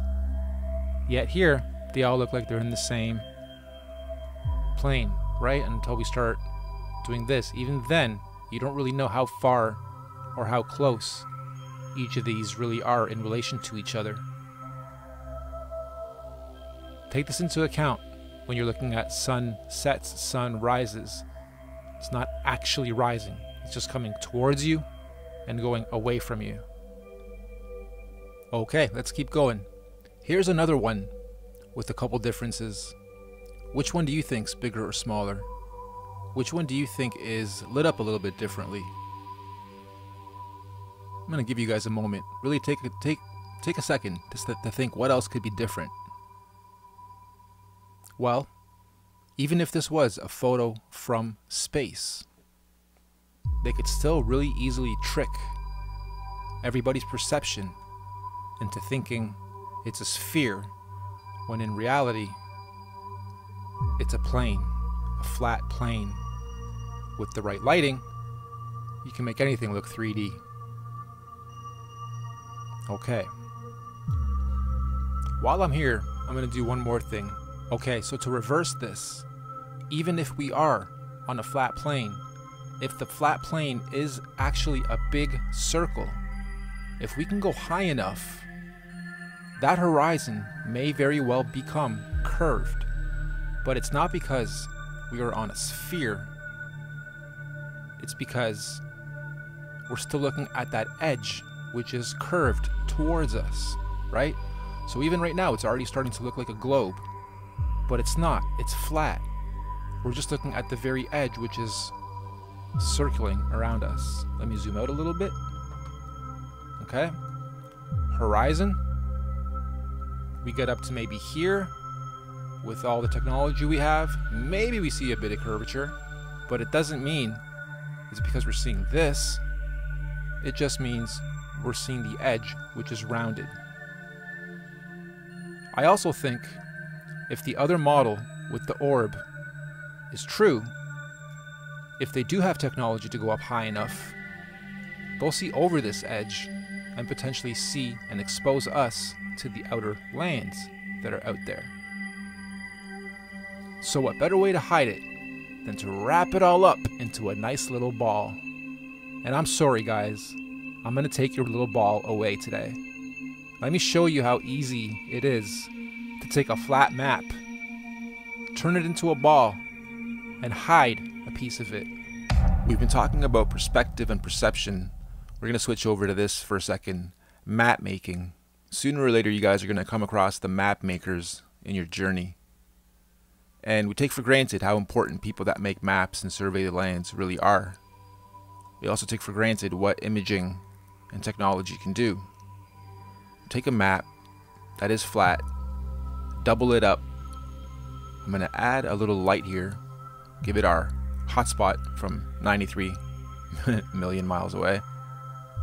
Give it a glint so it's nice and shiny. Don't worry, that'll soften up a little later. I'm going to give it an indent so that it gives it a little bit of depth. And here's where the magic comes in. I'm going to give it a sphere effect, which basically takes my map and wraps it. And now I can take the tops and bottoms and hide land. Map makers are really, really important. Perception is really, really important. Don't forget, we start on a flat map. Surveyors survey maps that are flat based. They operate on a flat model. Half the world operates on a flat model. Society was built on a flat model. Railroads, canals, everything operates on a flat model. There's never been mathematics that have included curvature in any of the building of our societies and civilizations of the past. Map makers are really important. We can go one step further now. Drop this into another program. Give it some effects, colors, hue, saturation, etc. And really warp your perception.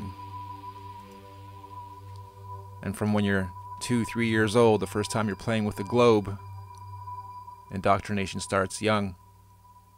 And as an adult, convincing yourself or others that you've been fooled, it's scary. And even then, I don't think discovering that we live on a flat plane is the scary part. I think people are actually okay with that part. I think the scary part is the why. And once you start going down those trains of thoughts, that's the part that we reject naturally and instinctively. Anyway, map makers are really important. Now let's take a quick look at how the sun hits us. This is a representation of the sun over water in a hot spot, and this reflection would be going towards you because it's water. This is only possible on a local sun, not when it's 93 million miles away to have a hotspot like that. Here it's the same hotspot, but it's opened up bigger, the sun is brighter, the sun's fall off is a lot different, and then here it's fully blown out, and then here it's minimized. The average person does assume that the sun just goes in one big loop and doesn't have too much variations in how high, how much it oscillates inwards and outwards, how bright it shines, what the fall off is, etc. Here's another one. I'm curious if your perception picks up that this is going around us in a big loop, or is the sun just going from behind us, creeping up, giving us light, going over us, and then just going farther and farther away instead of actually going down. Right, we start losing brightness and it starts going out of view and it's gone. Is it going up and down, or is it going over us? And then when it gets way out of view, it just loops around and it comes back around behind us and in front of us again. We see our shadows being caused. Going back to perception, I'm wondering if you guys can tell, is this light going around the earth in a circle, or is it just going over it in a straight line? And how would you know if perspective is everything, right? Okay, let's go back to what they're telling us for a second though. I want to show you what we don't see. That is the sun. It shines in every direction, very bright, according to them. What we don't see it do is hit us with the beams being spread into an actual spotlight from 93 million miles away. We don't see it doing that. We wouldn't see it doing that. It's impossible from 93 million miles away to cause a hot spot on one little part, unless it really was a spotlight, unless our sun really is an actual spotlight, and they can control it the same way I'm controlling it here, giving it its spread, its fall off, its intensity on how bright that whole thing is going to be, and then how the hotspots will be hit and how far away seemingly this is. So to wrap up this point, I'm basically saying the average person doesn't understand 3D programs and perspectives the way 3D artists or artists in general do, because we get taught perspective as one of the first steps in art. And the average person doesn't take into account intensity, fall off, the day-to-day differentiation of the suns and moons, and their oscillations as they spiral inwards and back outwards over the course of the seasons. So perspective really is everything. You don't know by looking at it how far away it is from us, but you do know by ways of lighting, shadows, and understanding how lighting and perspective would work on a grand scheme when you're working with a light source coming from 93 million miles away versus a light source that is local. Now, like I mentioned before, if we are living on a flattish disk that's round, if we get high enough, we'll still see what we could perceive as a curve, right? But this isn't that. This is an actual sphere, a globe that we're looking at.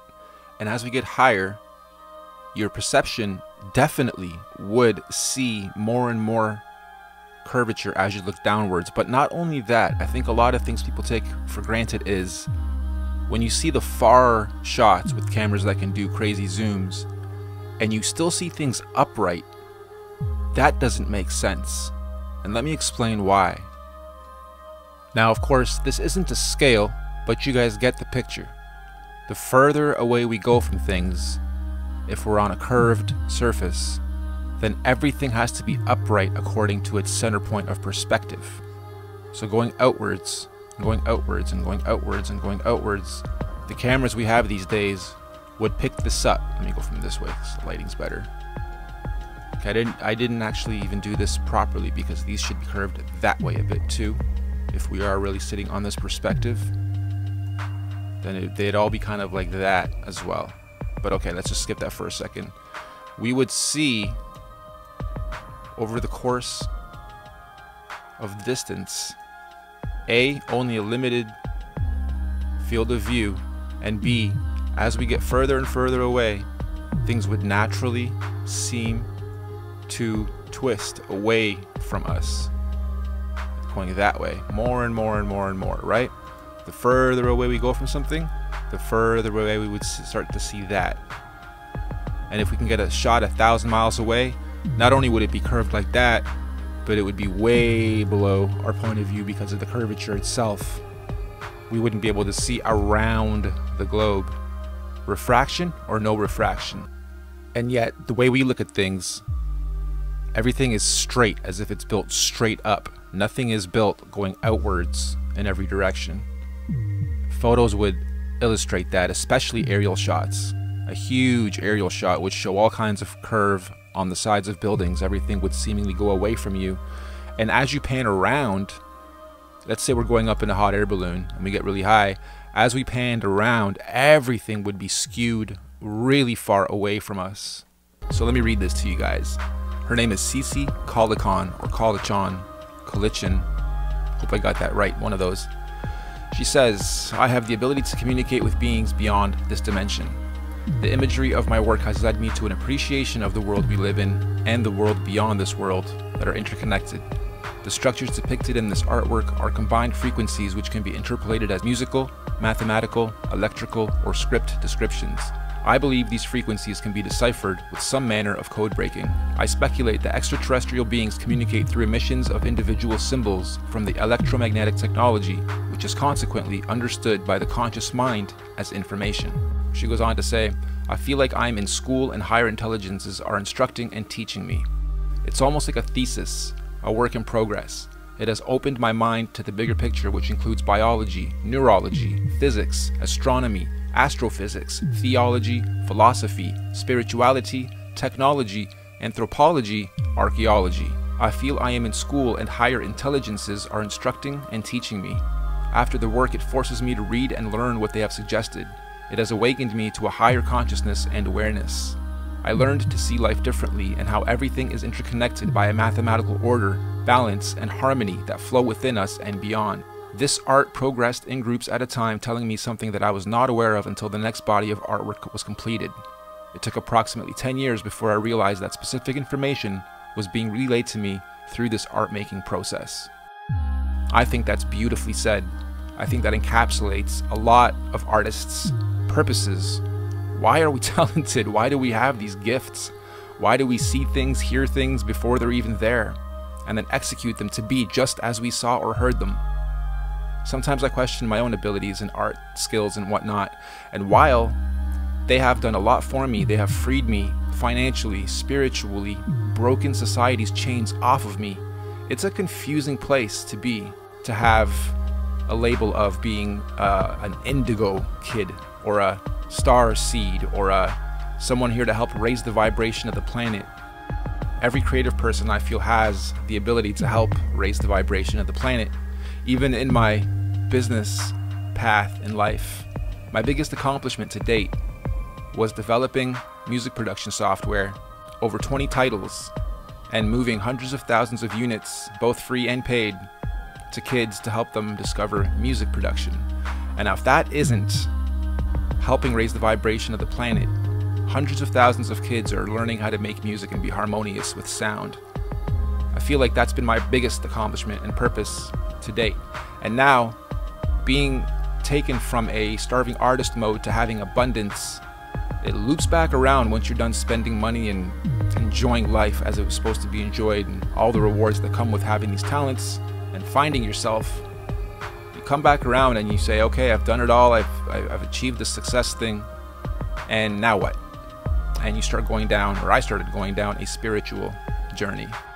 Now what? What else can I do with these talents and skills? What's my next purpose now that I've accomplished this thing of freeing myself and of sharing the beauty of music in a way where I'm helping other kids create it, teaching them on YouTube how to do it? What else can I do for both myself and for this world? What good can I use these talents for? And in an abstract way, yeah, it's this. This phase, this body of artwork that I'm creating and producing is coming from within. It's sending me down paths to learn information and then learn more information even once I present it to you guys. Meaning, since I've posted that first Norb Theory video, I have learned a lot from you guys, even in the comments section, throwing your 2 cents in, some very detailed and beautiful knowledge, and obviously going down other branches of information that this has led me down through other videos and other just knowledge paths. Some people meditate, some people pray, some people alter their consciousness with drugs or mind-altering substances. Some people do very abstract things in life and do extreme things in life, again, to alter their states of consciousness, to feed consciousness, to feed experience. And for me, it's creativity. It's actually creating something to look at, to listen to pull an emotion or give an emotion from, hopefully positive ones. Also, in the search for duality versus monoism, good and evil, presenting itself and deciphering between the two, or only showing light, only showing positivity, I have a hard time with that. I think one is needed for the other to be appreciated. So not all of my bodies of work are rainbows, butterflies, unicorns, and perfect bliss only. There is hints of pain, of frustration, of creepiness maybe. And so in the previous video, I oversaturated it in any way I could to touch emotions, including some pain or some confusion or some anxiety, but I disclaimered it at least. Not everyone in life gives you disclaimers. I even learned recently, although it's not new, it's new to me for some reason, this whole 144,000 people, beings, souls, spirits that have been sent here that are all being activated now to help bring change. Apparently, our DNA is supposed to be reactivated. We are supposed to start remembering things. We are supposed to start receiving messages in various ways to disperse, decode, and spread. Some say heaven on earth. Some say we're moving out of our iron age of blindness and darkness. Some say it's the Palladians coming back to reawaken us, their cousins. As I close this out, again, a very big thank you for listening. I know I talked a lot about myself in this video, just to give you guys a bit of insight on who I am. And if you do watch future videos, you feel a bit of oneness with me. But this isn't about me, really. This is about you.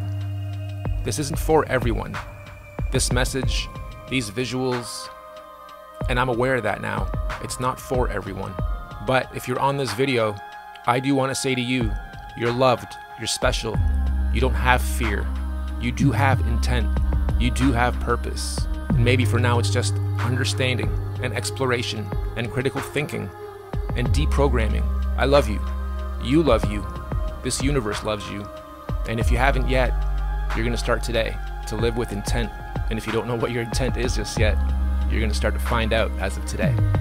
I feel like my purpose is to actually awaken other creative types. So if you're on here and you are into music production, you draw, you paint, you do graphic design, you dance, you are an expressionist, you know how to encapsulate a moment or an emotion or a vision or a sound and express it through beauty, I think my message goes furthest with you guys, to take what you're seeing and feeling and further express it in your own way to at least produce more beauty in this world. More love. I think that's going to be my slogan. More love. Anyway, thank you. I love you. It's 2045. You are no longer human. You are transhumanist cyborg 2.0. I'm an automaton, a hybrid robot bitch. But they turned off my chip, now I can't eat, sleep, or do shit. And I didn't do anything wrong, I just voiced my opinion. But this algorithmic preemptive crime cop wouldn't listen. Now I can't be a natural human anymore, this war is a drip. I'm just a digital demon running on nothing but nanoscripts. Genetic, neurological re-engineering of humanity. Accelerate stem cell research and fast forward nanotechnology. Imagine being in a perpetual state of 10 orgasms. He didn't even need it, but Eve still managed to force the core at him. Human augmentation, fake reality laid over mine. It's almost real, just a few things seem out of line. I'm not sure what the fuck is real anymore, girl or a guy. We're all transformers now, more than meets the. They got you used to looking at these feminine yet masculine faces. Glitch in your brain, sending your sexuality weird places. Accept the agenda or you'll put us all in cages. It's trans everything, trumps everyone. It's outrageous. Don't you find it strange? Being straight makes you contagious. Evil dies slow and they do it through phases. Greatest of all time, the Baphomet, we so close. Symbols in our movies, music and gender neutral clothes. Gematria and shapes hide sacred alchemy and codes. I'm just reverse engineering the globe. And I'm flattered that you mentioned it. Bubble thoughts and domes. Babushka doll life, we live in the Atlantean row. But this life is all backwards and the times are in show. I'm a real man, apparently so was Marilyn Monroe. And if voting made a difference, they wouldn't let us do it. Listen, don't cheat, lie or steal, cause the government hates competition. Propaganda makes you hate the victims and praise the oppressors. Subversion of the world and they keep applying the pressure. Genetically modified foods, genetically modify you.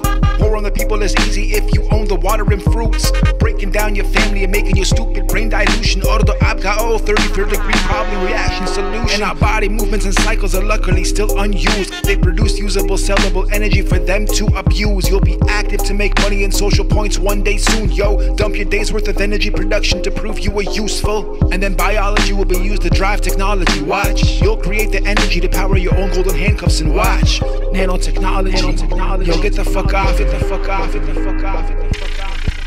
The closer and closer we get to singularity. Artificial intelligence is replacing you and me. Pretty soon the earth won't need the human species. You get a chip in your body, that's the mark of the beast. Eradicate the natural human journey rapidly. Consciousness to disc, reversing our DNA and anatomy. The future's here, I got cyborgs looking after me. My wife's a robot and George Jetson buys crack from me, yo. More